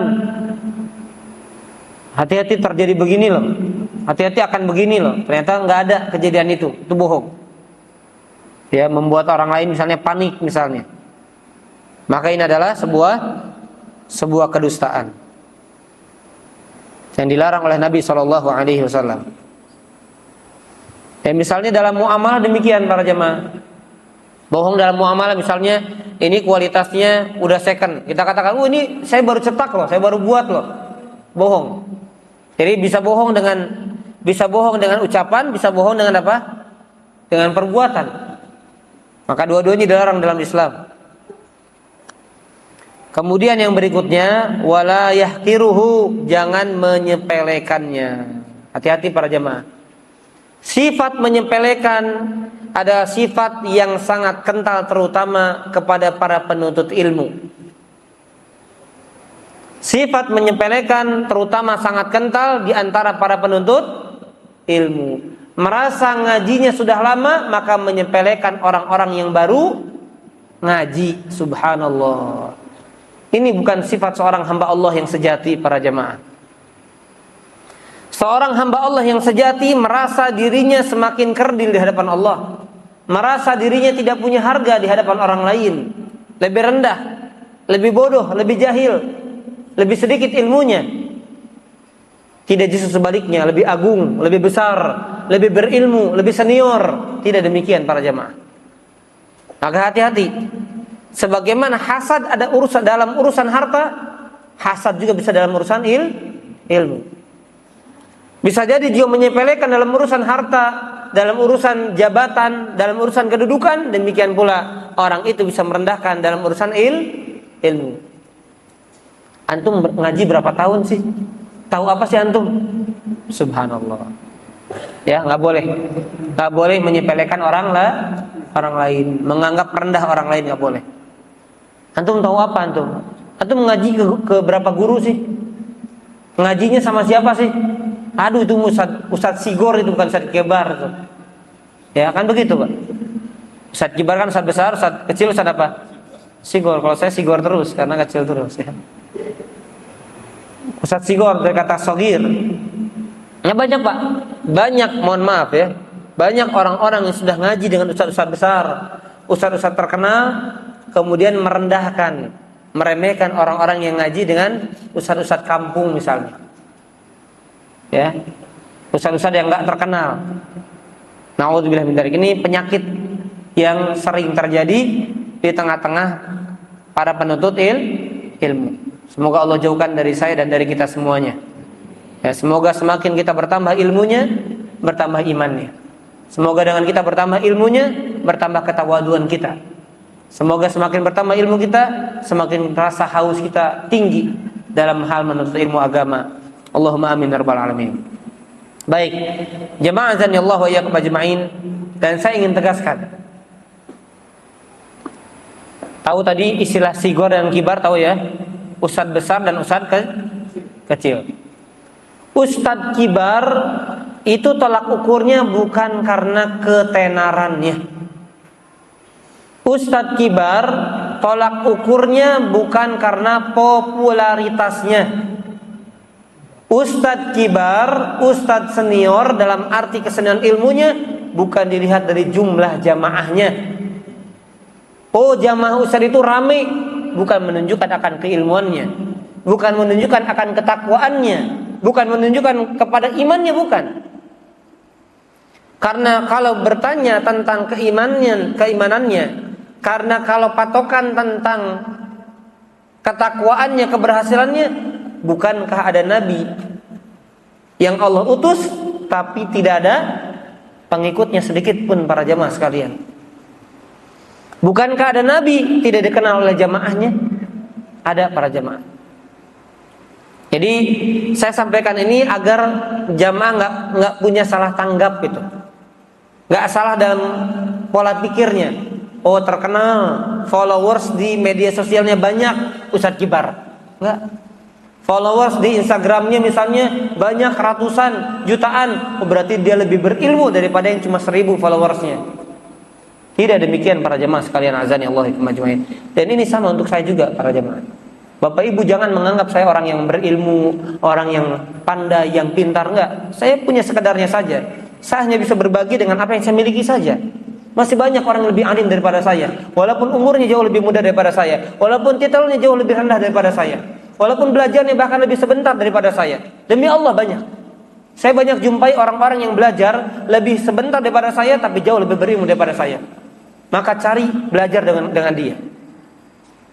Jangan karena di alumni PB masjid besar rame, berarti ustadznya berilmu. Enggak. Jangan pernah menganggap saya demikian. Ya, dan demikian pula dengan ustaz-ustaz lain, jangan. Selama akidahnya lurus, manhajnya benar, maka menuntut ilmu kepada mereka. Ya, menuntut ilmu kepada mereka siapa saja, jangan direndahkan. Oh, ini siapa sih, nggak pernah saya dengar nih, baru datang dari kampung ya ustadznya ya. Misalnya, atau baru muncul ke permukaannya, seolah-olah dia belajar di laut. Ya nggak, baru muncul ke permukaan. Subhanallah, itu kata-kata apa? Nggak pantas, Pak. Banyak orang salah tanggap saya lagi ya, dengan banyaknya followers, dengan banyaknya viewers, seolah-olah dia ustadz kibar yang paling berhak diambil ilmunya. Banyak para jemaah. Saya diberi kabar ya, diberi kabar ada salah seorang ustadz dan dia nggak mau dikenal, subhanallah. Jadi orang-orang ustadz-ustadz, bahkan teman saya yang satu alma mater dengan saya, dia belajar kepada ustadz itu. Maka dia menyaksikan ustadz, dia hafal Sahih Bukhari, dia hafal dengan Sahih Muslim, dan dia hafal dengan riwayatnya. tapi nggak mau dikenal Pak. Sampai sekarang saya nggak tahu namanya. Karena dia nggak mau dikenal, nggak mau muncul di permukaan media sosial, nggak mau dia. Ya. Nah, ternyata bisa jadi lebih berilmu dibandingkan ustadz-ustadz yang muncul, yang dikenal. Paham ya? Tapi ada orang-orang yang sengaja memang dia tidak mau dikenal, dan bukan berarti dia ilmunya cetek, bukan. Ya, maka para jemaah sekalian, jangan, ini bab kita sedang bahas, jangan merendahkan seorang muslim, nggak boleh. Ya, apalagi dia pernah menjadi gurunya, apalagi dia pernah memberikan manfaat kepadanya, apalagi dia pernah memberikan banyak faidah kepadanya, baik dia gurunya, sahabatnya, temannya, tetangganya. Siapapun selama dia muslim nggak boleh direndahkan. Tadi apalagi dia pernah jadi gurunya. Saya dapat sebuah tulisan ya dari seorang jamaah. Saya heran kepada jamaah, dia nuntut ilmu kepada gurunya, dia bermajlis ilmu kepada gurunya, tapi gurunya digibahin sendiri. Bayangin Pak, dia nyari ilmu kepada gurunya, tapi gurunya di belakang digibahin. Allahu Akbar. Dan itu pemandangan yang sudah tidak aneh di sini Pak. Maksudnya bukan di sini, maksudnya di dunia ilmu. Dia ngambil ilmunya, tapi di sisi lain dia juga suka menggibahinya. Gak akan berkah ilmunya. Sekali-kali tidak akan pernah berkah ilmunya. Baik. Kemudian para jemaah sekalian, azani Allah wa ikum ajmain. Nabi SAW mengatakan, at-taqwa hahuna. Takwa itu di sini. Jadi jangan lihat orang hanya sekadar dari penampilannya. Jangan sekadar melihat orang dari tutur katanya, dari senyumnya. Tapi hakikat takwa adalah dalam hati. Dan ini terutama para jemaah sekalian untuk mengoreksi, mengevaluasi, memuhasabah diri kita yang seringkali menganggap dengan penampilan seperti ini kita lebih suci daripada orang lain. Yang seringkali dengan penampilan kita, kehadiran kita di tempat ini, kita lebih bernilai di hadapan Allah dibandingkan orang-orang di luar sana. Betul atau tidak? Sering demikian para jamaah. Tapi ingat, kalau kita memandang lebih dalam ke dalam hati kita, dan apa kata Nabi, at-taqwa hahuna, takwa itu di sini, maka saya yakin setiap kita merasa malu kalau kita pernah merasa lebih besar, lebih suci, lebih baik daripada orang lain. Karena sejatinya kita sadar akan keburukan diri kita masing-masing. Karena sejatinya kita sadar akan banyaknya dan menumpuknya dosa-dosa yang telah kita perbuat. Akan banyaknya ibadah yang sudah kita abaikan, yang kita tinggalkan. Akan banyaknya aturan yang kita tidak perhatikan. Kalau kita mau memandang lebih dalam terhadap diri kita masing-masing. At-taqwa hahuna 3 kali. Takwa di sini, takwa di sini, takwa di sini. Maka jangan tertipu dengan penampilan kita. Karena hakikat hijrah itu bukan berubah saja jilbabnya semakin lebar, bukan berubah saja kain sarungnya, kain celananya semakin tinggi di atas mata kakinya, bukan berubah penampilannya, jenggotnya semakin lebat, bukan berubah tutur katanya yang tadinya hai saudaraku menjadi akhi, hai saudariku menjadi ukhti. Itu bukan hakikat hijrah. Tapi bagaimana dia teguh berupaya semakin tunduk kepada Allah Subhanahu wa taala. Apa yang Allah perintahkan dia berusaha kerjakan. Apa yang Allah larang dia berusaha tinggalkan. Itu hakikat hijrah. Al-muhajir man hajara ma nahallahu anhu. Orang yang berhijrah kata Nabi SAW, hakikatnya adalah orang yang meninggalkan apa-apa yang dilarang oleh Allah Subhanahu wa taala. Ya, di antaranya apa? Dia tidak merendahkan orang lain. Kan dilarang. Dia tidak menghinakan orang lain. Dia tidak merasa dirinya lebih suci. Dia tidak menzalimi orang lain. Dia tidak hasad kepada orang lain. Dia tidak saling membenci dengan orang lain. Ini aturan-aturannya Pak. Apalagi yang berhubungan dengan manusia. Ya, ini aturan-aturannya. Maka takwa ada dalam hatinya. Baik, kemudian kata Nabi SAW, cukuplah seorang itu dikatakan buruk.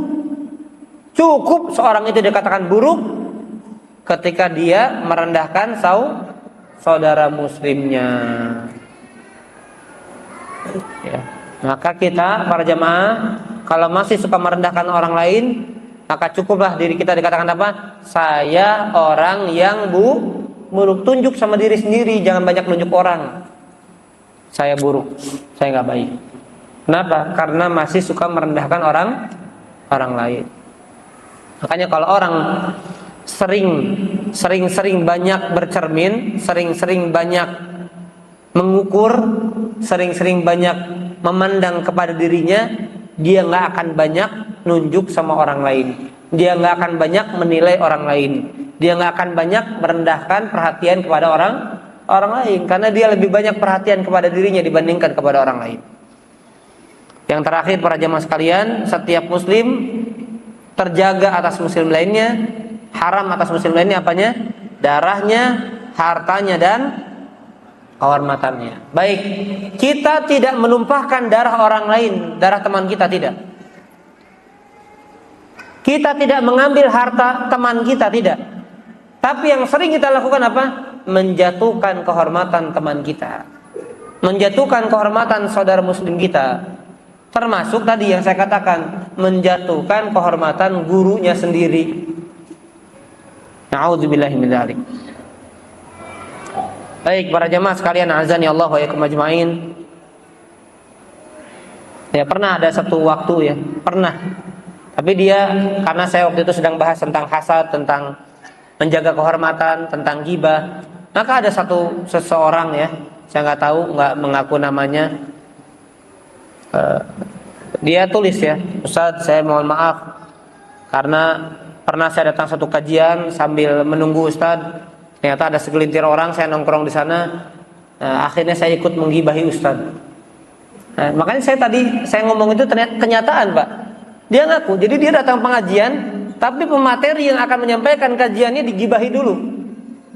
Bayangkan bisa seperti itu.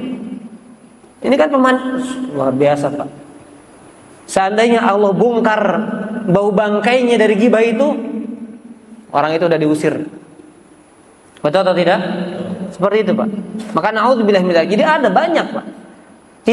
Tidak dijumpai satu golongan, dua golongan, satu orang, dua orang, banyak. Makanya yang paling penting dari menambah ilmu, semakin bersih, semakin murni bagaimana urusan hati kita. Nah, biasanya orang yang banyak menggibai orang lain karena merasa dirinya lebih baik, gitu ya. Makanya para jemaah sekalian azani Allah ikum ajmain, ya, siapa orang yang ridho digibahi? Tentu nggak akan ridho, ya. Apalagi misalnya jenisnya adalah fitnah. Apalagi jenisnya adalah apa? Fitnah. Dan ada juga ya, ada beberapa yang mengatakan, Ustaz, saya dengar gosipnya kalau Ustaz nggak suka sama Ustaz Fulan, Ustaz suka bersebangan dengan Ustaz Fulan. Katanya, gosipnya, tidak realitanya. Subhanallah. Maka saya ingin katakan ya para jamaah, hati-hati para jamaah. Kalau mendengar ada seseorang demikian, sekalipun tampilannya benar-benar nyunnah, kuadrat nyunnahnya, ya, dengan jilbabnya, dengan jenggotnya, dengan kain sarungnya, dengan jubahnya, dengan gamisnya, jauhi orang seperti itu. Karena orang seperti itu tidak akan memberikan manfaat. Dia akan hanya menyeret kita kepada dosa. Kenapa? Tidak bisa menjaga kehormatan orang lain. Sedangkan Nabi melarangnya, haram hukumnya. Seorang muslim dijaga, haram hukumnya. Dijaga darahnya, dijaga hartanya, dijaga kehormatannya. Nggak boleh, haram nih. Tiga ini haram, nggak boleh dilanggar, nggak boleh ditumpahkan, nggak boleh diambil hartanya, dan nggak boleh dijatuhkan kehormatannya. Kalau kita masih bergabung dengan ahlu ghibah wal jamaah, rugi dunia akhirat kita. Dia bukan ahlu sunnah, bukan ahlul ghibah wal jamaah. Iya, dengan jilbabnya, dengan penampilannya.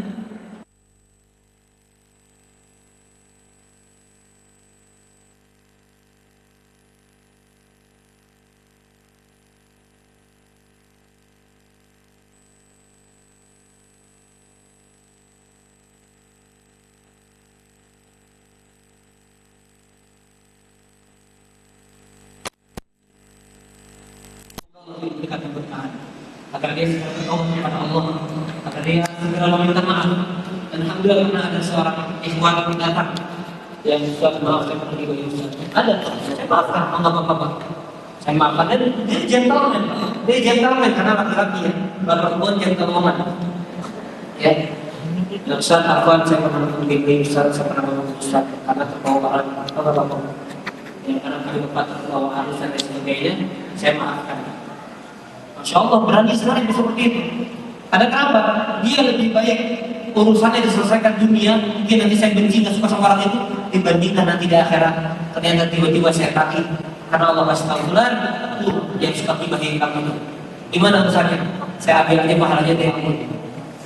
Atau saya banyak dosa ya Allah, timpahin aja ke mereka ya Allah.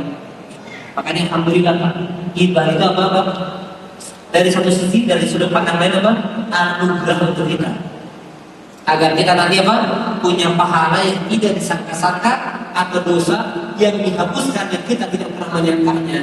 Karena kita gibahinya pun tidak nyangka kalau kita pernah digibahin suka digibah. Ya, zaman dulu begitu Pak, ulama itu ketika tahu pula ya alim, wah syekh, wah imam, engkau digibahi. Maka dia langsung Pak ambil kresek, ambil bungkus, kemudian apa? Membungkus gandumnya, tolong hadiahkan oleh kepada dia. Karena dia sudah kasih pahala sama saya. Ini sebagai gantinya gandum. Subhanallah. Ya. Baik, mudah-mudahan Allah Subhanahu wa taala jaga kita semuanya dari perbuatan-perbuatan yang Allah murkai. Allah berikan taufik kepada kita semuanya agar kita dimudahkan untuk melakukan perkara-perkara yang Allah Subhanahu wa taala ridhoi, sehingga kita menjadi orang-orang yang senantiasa mendapatkan petunjuk dari Allah Subhanahu wa taala. Allah amin. Insyaallah pada pertemuan berikutnya kita akan bahas faedah-faedah hadisnya ya. Karena kita baru bahas hadisnya, kita akan bahas faedah-faedah hadis sebelum kita nanti kemudian lanjutkan di hadis yang ke-36. Barakallahu. Silakan kalau ada yang menanyakan, kami persilakan.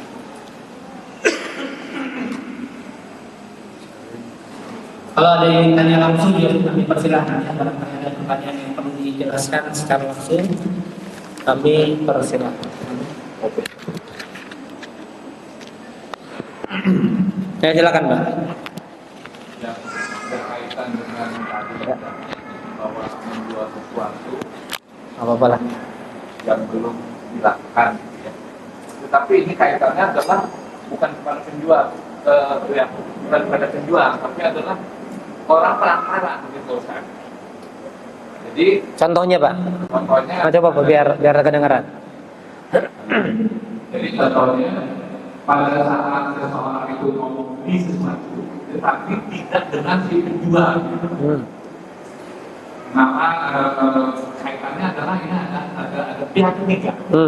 Nah, begitu dia tahu bahwa pihak ketiga ini jauh lebih mahal, tahu-tahu dia langsung berhubungan dengan si pemiliknya, dan itu jadi dengan pemiliknya. Bagaimana kondisi seperti itu?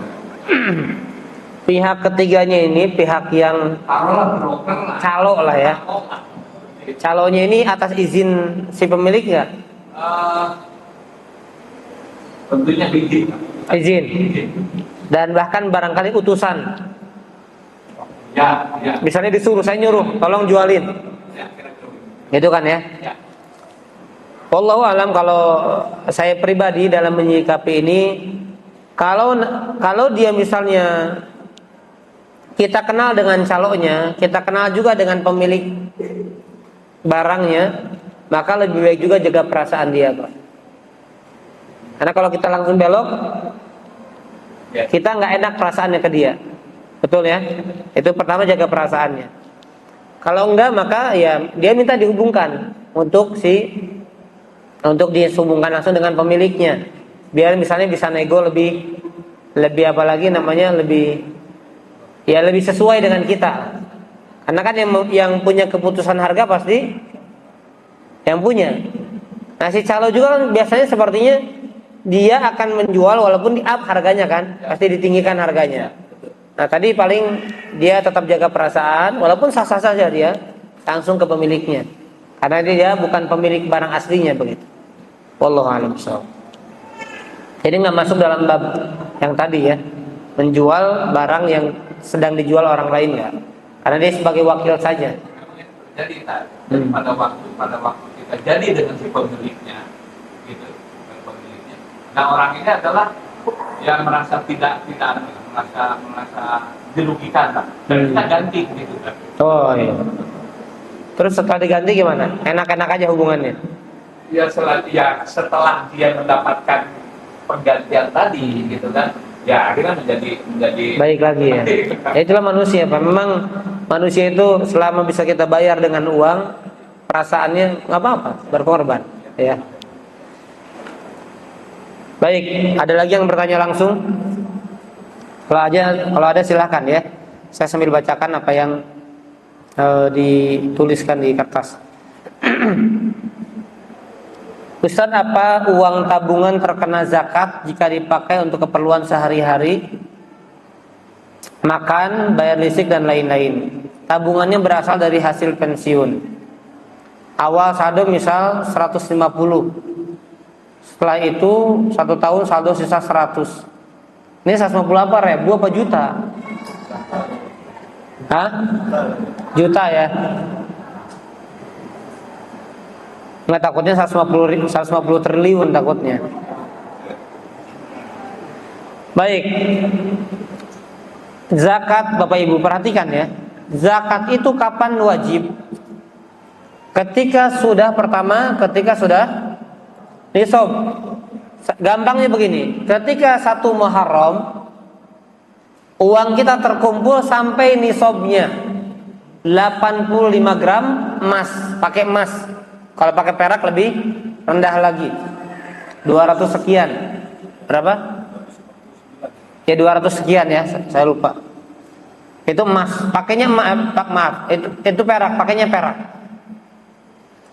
Maka ketika 1 Muharram itu nisab kita sudah sampai, uang kita sudah sampai nisabnya, maka terhitunglah hitungan haulnya. Jika sampai Muharram depan, sekalipun uang itu digunakan, tapi nisabnya tidak berkurang, masih di atas nisab, maka keluarkan sesuai dengan uang terakhir. Tadi misalnya 1 Muharram 150 juta, 1445 Hijriah. Ketika 1446 Hijriah 1 Muharram, uangnya tinggal 100 juta. Berarti keluarnya dari uang 100 juta, bukan dari yang 150, karena dilihat dari uang terakhir kita. Kecuali sebelum sampai haul, misalnya uangnya turun sampai nisab, sampai bawah nisab, misalnya tinggal 5 juta, maka tidak ada zakat ya. Wallahu a'lam bishawab.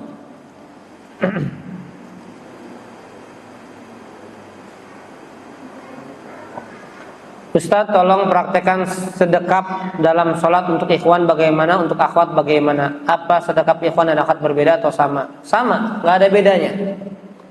Sujud, ruku bagi ikhwan dan akhwat pun sama. Walaupun fisik yang dimiliki akhwat berbeda, tapi untuk tata cara sholat sama. Dalam sebagian madhab dibedakan, nggak apa-apa, kita hormati perbedaan itu.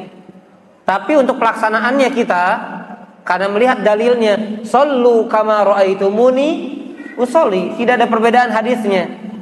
Salatlah sebagaimana kalian melihat aku salat, dan Nabi tidak membedakan antara tata cara salat laki-laki dan perempuan, kecuali dalam masalah pakaian misalnya.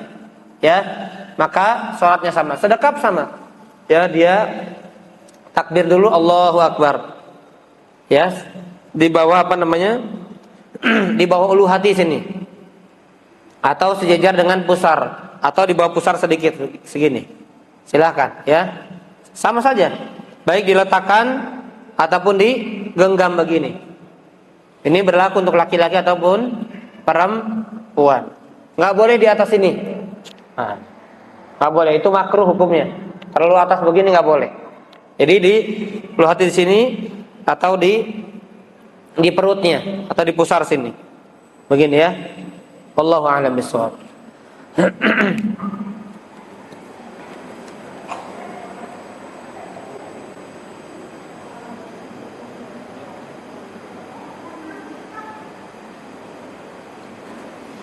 Apakah suami yang tidak memenuhi kewajibannya untuk menafkahi dan mencukupi kebutuhan istrinya termasuk zalim? Suami merasa istrinya membantu perekonomian, jadi seolah-olah kebutuhan untuk keluarga dibebankan pada istri. Mohon nasihatnya Ustaz, harus bagaimana menyikapinya? Karena terkadang sebagai istri merasa jengkel pada suami. Bukan terkadang, ini pasti sering nih. Ya, bukan terkadang. Istri tidak ada kewajiban mencari nafkah, tapi istri justru kewajibannya diberi nafkah. Kalau ada suami berpikir bahwasanya istrinya wajib mencari nafkah, ini suami yang zalim, suami yang gak tahu diri. Tetapi kalau istrinya ingin membantu suaminya biar tabungannya cepat tambah, biar cepat umroh, biar cepat haji misalnya, biar anak-anak sekolah terbantu dan lain sebagainya, maka silakan, selama pekerjaannya tidak melanggar syariat. Tapi itu harus ridho suami. Tapi lelaki sejati para jemaah perhatikan, dia tidak akan membiarkan istrinya bekerja mencari nafkah. Lelaki sejati dia hanya akan ridho kalau istrinya di rumah, dalam tanda kutip dia mengurus rumahnya, dia mengurus anak-anaknya, dia melayani suaminya. Itu lelaki sejati. Biarkan lelaki itu, suami itu apa? Sebagaimana disampaikan seperti Ustaz Subhat, biarkan lelaki itu, para suami itu, dia bekerja di luar kepanasan, berkeringat, bahkan sangat dekat dengan maut. Dia berkendaraan dekat dengan bis, dekat dengan truk dan lain sebagainya, dekat dengan maut. Tapi itu laki-laki, itu harga diri laki-laki. Ya, disitulah keistimewaan laki-laki. Makanya si istri kenapa dia tidak boleh kufur kepada suaminya? Karena salah satunya adalah karena dia yang memberikan nafkah kepada istrinya. Dia yang capek, dia yang banyak masalah, dia yang banyak urusan, dia yang banyak ribut mungkin dengan bosnya, dengan anak buah yang lainnya. Tapi itu laki-laki, dia bertanggung jawab atas anak-anak dan istrinya. Maka kalau suaminya tidak memenuhi kewajiban istrinya, maka suaminya zalim. Tetapi ingat para istri, batas kemampuan masing-masing orang berbeda. Maka bersyukur dengan suami yang sudah Allah anugerahkan kepada para istri, selama dia berupaya, dia berdoa, dia ibadah, dia bekerja, maka punyalah sifat qanaah, merasa cukup dengan apa yang sudah didapatkan. Karena demikian istri sesolehah yang telah dicontohkan oleh bunda-bunda kita, ibunda-ibunda kita dari para istri Rasulullah sallallahu alaihi wasallam.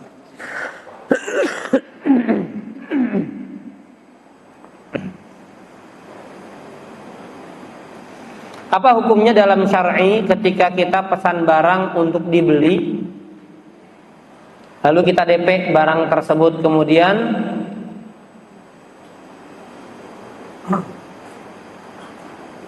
apa ini? Baru kita lunasi.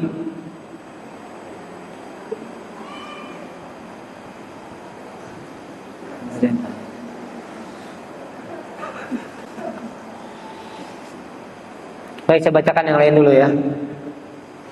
Apakah kita bisa terkena ain dari orang non-muslim karena sering sekali mendapati mereka memuji, tidak mengatakan Masya Allah, karena mereka tidak paham? Atau apakah mereka yang mengucap Masya Allah akan diterima karena mereka non-muslim di sekolah Ustaz? Allah alam ya, ain intinya bisa terkena dari siapapun. Dan ketika misalnya dari orang yang kafir, orang non-muslim, maka kita yang meminta perlindungan dari ain. Mereka tidak mendoakan berkah, tidak mengucapkan Masya Allah, maka kita yang minta perlindungan. Ya misalnya dia memuji kita, Fulan Masya Allah, Fulanah, atau dia nggak Masya Allah, Fulan hebat sekali kamu, Fulanah hebat sekali kamu, maka kita yang memohon kepada Allah Subhanahu wa taala agar kita diberkahi dengan karunia tersebut dan agar kita dilindungi dari penyakit ain. Wallahu a'lam bishawab.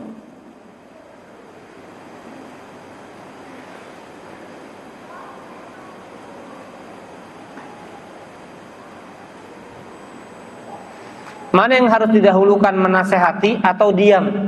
ketika ada seorang yang memberitahukan hal yang salah atau yang kita sudah belajar bahwa itu salah dan bisa membuat keliru banyak orang. Misalnya saat kumpul keluarga atau dalam forum diskusi terkait pengetahuan agama. Tentunya yang lebih baik apa? Meluruskan yang salah, memberitahu yang benar. Yang benar kasih tahu, yang salah kita luruskan, itu yang terbaik. Tapi kalau belum mampu, maka minimal apa? Mengingkari dengan hati. Ini hadis yang sebelumnya kita sudah bahas. Jadi kita diam dengan lisan, tapi hati jangan diam. Hati tetap mengingkari. Wallahu a'lam bishawab. Baca. Coba. Esok.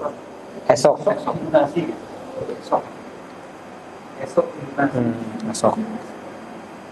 Apa hukumnya dalam syar'i ketika kita pesan barang untuk dibeli, kita DP barang tersebut, kemudian besok baru kita lunasi yang barang tersebut dibeli? Ya boleh. Jangankan besok, sebulan lagi kalau sepakat nggak masalah. Saya DP sekarang, bulan besok saya lunasi, ya boleh. Saya DP sekarang 5 tahun lagi saya lunasi, boleh. Kalau ada itu juga. Bagaimana sikap kita umpama saya membeli sesuatu dengan harga 1.000, tiba-tiba ada ibu-ibu yang tanya, tetapi si penjual kasih harga 1.500, apakah saya harus diam? No. Baik, harga itu nggak mesti sama, Bapak Ibu. Harga itu nggak mesti sama. Misalnya saya jual gas ini, saya pengen jual kadang 25, kadang 24, kadang 27, kadang 30, bebas di mana saya. Yang penting apa? Saling ridho antara pembeli dan penjual. Sama seperti nawar, Pak. Biasanya kita misalnya jago nawar. Saya nawar, saya beli aja goceng. Oh yang bener aja Pak, ini saya jual 20.000 loh. Buat saya mah goceng, ya udahlah, nggak apa-apa. Tapi yang lain beli 20.000, sah nggak? Ya sah-sah saja. Yang satu jago nawar, yang satu nggak bisa nawar. Yang satu ngirit duitnya, yang satu royal duitnya. Allahu a'lam bishawab.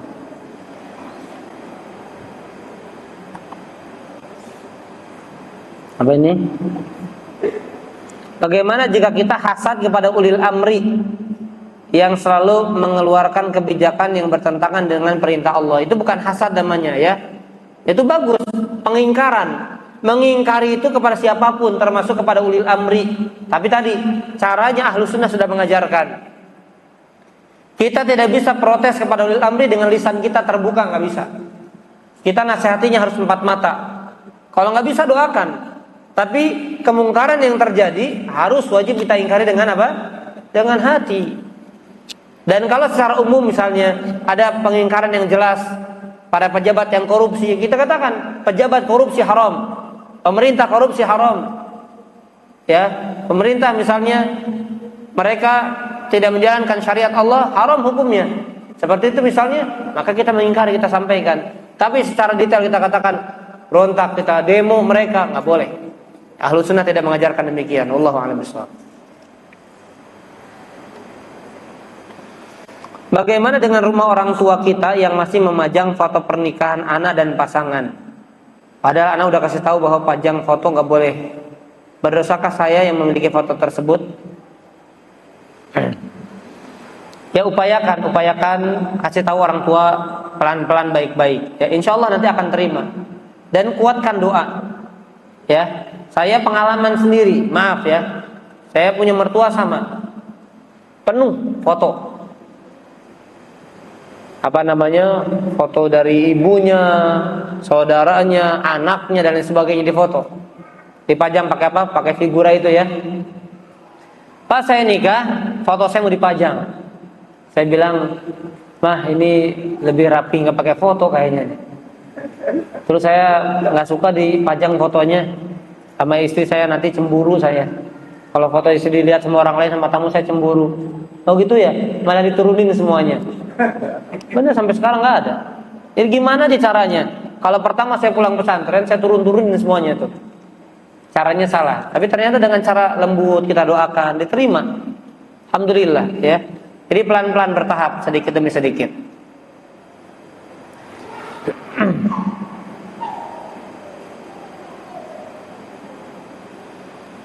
Bolehkah mendoakan untuk orang yang buruk akhlak dan jauh dari ibadah supaya tidak berjodoh dengan anak-anak? Karena saat ini mereka sedang dekat, sudah dinasehati pacaran itu dosa, tapi tidak didengarkan, malah marah-marah dan sekarang ditindik telinganya, subhanallah, pakai anting anak laki-laki. Apa yang harus anak lakukan agar anak tersebut berubah? Boleh Bu ya, doakan. Bukan boleh, wajib ibu sebagai orang tua mendoakan anak, sebagaimana wajib untuk ibu mendoakan agar anak mendapatkan jodoh yang baik yang bisa menghantarkan dia kepada perubahan yang lebih baik, dan doakan agar dia tidak berjodoh dengan orang-orang yang menyeretnya semakin tidak baik atau mendukung ketidakbaikannya. Harus sebagai orang tua ya, karena mendapatkan anak yang soleh adalah anugerah yang sangat besar dan sangat mahal. Jadi orang tua terus doakan anak-anaknya sabar dalam doa, jangan berputus asa, jangan dengan berlalu 1 tahun doa tidak dikabulkan berhenti dia, 2 tahun doa tidak dikabulkan berhenti dia, jangan bertahun-tahun doa sama Allah, bertahun-tahun. Ya, saya melihat sendiri, saya menyaksikan sendiri, anak yang nakal, anak yang bandel, anak yang luar biasa, orang tuanya mendoakan walaupun setelah sekian tahun baru berubah. Saya menyaksikan sendiri. Ya, anaknya tadinya gangster, anaknya sebagai troublemaker disebutnya, pengacau di rumahnya. Tapi dengan doa ibu, dengan doa orang tua, dengan doa anak-anak yang lainnya berubah dengan izin Allah. Banyak Pak. Tadinya mencuri, tadinya merampok, berubah. Banyak. Allah sangat mudah ketika Allah Subhanahu wa taala menginginkan hidayah kepada seorang melalui perantara yang paling utama adalah doa ibunya, doa orang tuanya. Jadi saya katakan ibu atau bapak yang bertanya di sini, doakan sekuat-kuatnya. Ibadahnya dirajinkan lagi, sujudnya diperbanyak lagi, doa dalam sujudnya. Minta sama Allah, ya Allah, kalau Engkau berkehendak ya Allah. Maaf ya Allah, tolong ya Allah. Kehendaki anak-anakku termasuk orang-orang yang mendapatkan hidayah, seperti itu. Ya, insya Allah Allah akan pastikan ya, Allah pastikan diijabah doa orang tua. Wallahu a'lam bishawab.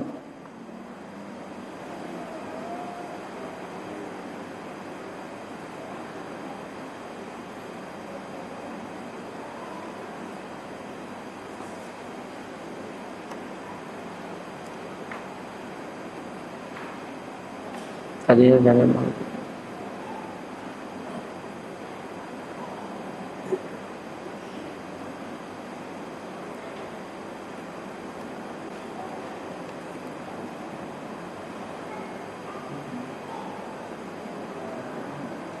Baik, di rumah saya ada kakak saya yang tadinya rencananya mau main ke rumah saya, tapi sampai saat ini masih tinggal sama saya, udah 6 bulan. Padahal kakak saya ada suami dan anaknya. Oh, kakaknya perempuan berarti ya. Dan suami sama anaknya inginnya kakak saya pulang ke rumah suami atau anaknya, tapi kakak saya tidak mau. Alasannya anak sama suaminya kerjanya belum stabil. Yang saya ingin tanyakan, bagaimana sikap saya seharusnya pada kakak saya? Memang kadang dilema seperti itu ya. Saya ingin tanya, dia sudah nikah belum? Kalau sudah nikah harus lebih tegas.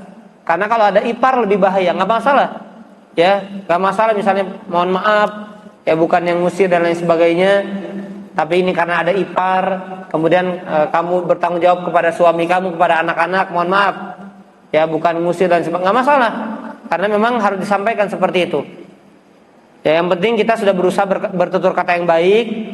Kalau tersinggung ya, sebetulnya terkadang salah orang yang hatinya mudah tersinggung, padahal orang sudah bertutur kata yang baik. Sama kayak Nabi Pak, Nabi ketika berdakwah kepada orang musyrik tersinggung nggak? Orang musyrik tersinggung nggak? Nggak ada Tuhan. Tuhan ini kan, ini Tuhan kita. Masa sekarang yang tadinya banyak jadi satu, tersinggung nggak mereka? Tersinggung Pak, terganggu dengan dakwah Nabi. Tapi ketika Nabi menyampaikannya, benar atau tidak? Benar. Berarti di sini siapa yang salah? Nabi yang menyinggung atau yang tersinggung? Yang tersinggung, karena dia posisi yang salah. Allahu a'lam bishawab.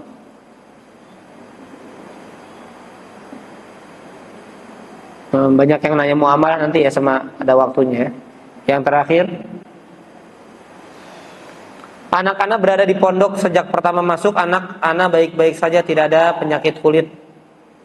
Alhamdulillah, anak diberi kemudahan dalam belajar dan termasuk yang terbaik, dan juga halakohnya terbaik, sampai diberi julukan santri teladan dan disiplin. Tiba-tiba anak-anak terkena penyakit kulit hampir 6 bulan. Kata dokter, jamur dan anak-anak sendiri yang kena penyakit kulit. Anak-anak sudah kelas 8 Ustaz. Apakah anak-anak terkena hasad? Dan mohon didoakan agar segera disembuhkan Ustaz. Baik, penyakit kulit bagi santri yang mondok di pesantren adalah penyakit wajib. Penyakit kulit bagi santri, saya katakan, adalah penyakit apa? Wajib. Kalau belum kena penyakit kulit, gak akan bisa baca kitab gundul. Kalau belum kena penyakit borok, santri belum barokah ilmunya. Dalam tanda kutip, maaf. Ini saya dalam versi apa? Dilebih-lebihkan. Tapi saya katakan hampir setiap santri 99,99% pasti budugan dulu. Tapi itu yang akan menghantarkan kepada keberkahan ilmu kalau dia bersabar. Emang saya nyantri nggak budukan bu dulu? Ya, emang saya itu nyantri nggak budukan di sini? Wah, di sini diketek segala macam, di kaki garu-garu. Sampai datang ke dokter, malu pokoknya lah. Ya malu lah kalau saya ceritakan, malu lah, sensitif ya. Tapi memang merata demikian. Penyakit apa bu? Budukan, jamur dan lain sebagainya. Kalau menyerah misalnya keluar gara-gara itu, dia selama-lamanya nggak akan pernah nyantri lagi tuh. Saya katakan, penyakit budukan bagi santri adalah penyakit wajib sudah. Kalau belum budukan, bukan namanya santri, namanya pengajian harian lepas. Nah kayak bapak ibu budukan nggak? Enggak, karena ngajinya apa? Harian lepas sudah. Sehari lepas. Kalau di sana kan dikurung di sana. Kena satu, kena semuanya. Jelasnya. Sekalipun di tempat yang bersih sekalipun, Pak. Ini ustaz pesantrennya jorok, enggak. Sekalipun bersih, saya lihat gedungnya bersih, fasilitasnya, makannya, tapi kena budukan, tetap kena. Kalau enggak, ya berarti ini orang yang dirahmati Allah. Ya, maksudnya terkecuali. Tapi secara umum pasti budukan, sabar aja. Nah, bukan berarti nggak diobati, tetap diobatin, ya, tetap diobatin, tetap berobat, sampaikan sabar. Dan memang itu ujiannya. Hampir Pak. Penyakit pasti itu budukan sama apa ya, saya lupa. Ya, budukan, maaf ya, kena pecut guru. Itu kalau belum kena pecut gurunya, nggak berkah ilmunya. Belum jadi santri biasanya tuh. Karena dia jadi kuat, dia jadi teguh, dia jadi kokoh, dia jadi disiplin, dia jadi orang yang dewasa karena dia menghadapi kekerasan di sana, Pak. Dalam tanda kutip ya, bukan kekerasan tanpa dasar, bukan. Tapi lihat sekarang Pak, santri sekarang Pak, manja-manja, ya, maaf ya Pak ya, letoy, lemah. Kenapa? Karena didikannya beda dengan orang-orang dulu. Beda dengan orang-orang dulu Pak. Wawasan mereka mungkin lebih luas, tapi kedewasaannya beda dengan santri-santri dulu. Bandingkan aja. Ya makanya, dengarkan Bapak Ibu sekalian, jangan pernah katakan bahwa kami yang pernah nyantri itu betah. Tetapi kami terpaksa betah. Demi apa? Demi ilmu. Kami memaksakan diri kami agar apa? Betah demi ilmu. Gak ada Pak orang nyantri betah, gak ada Pak. Secara umum gak ada. Pasti di awal-awal nangis dia, banyak begitu. Tapi biarkan orang tua, biarkan tangis mereka mengalir. Tapi kalau dibiarkan nangis dikit, Ustaz, ya udah saya nggak tega, Ustaz, pindahin aja ke negeri. Di negeri begini, pakai anting. Nauzubillahi min dzalik. Nauzubillahi min dzalik. Baik. Mudah-mudahan Allah Subhanahu wa taala memberkahi ilmu kita. Allah jaga kita semuanya dalam hidayahnya. Allah berikan kebaikan kepada anak keturunan kita, kepada pasangan kita. Allah berkahi harta kita, Allah berkahi umur kita, Allah berkahi keluarga kita. Allah berkahi semua yang Allah berikan kepada kita merupakan nikmat-nikmat Allah Subhanahu wa taala. Dan semoga yang sakit segera Allah sembuhkan, baik dalam diri kita, keluarga kita, anak-anak kita.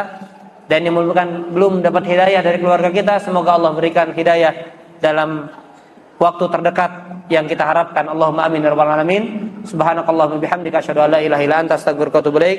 Assalamualaikum warahmatullahi wabarakatuh.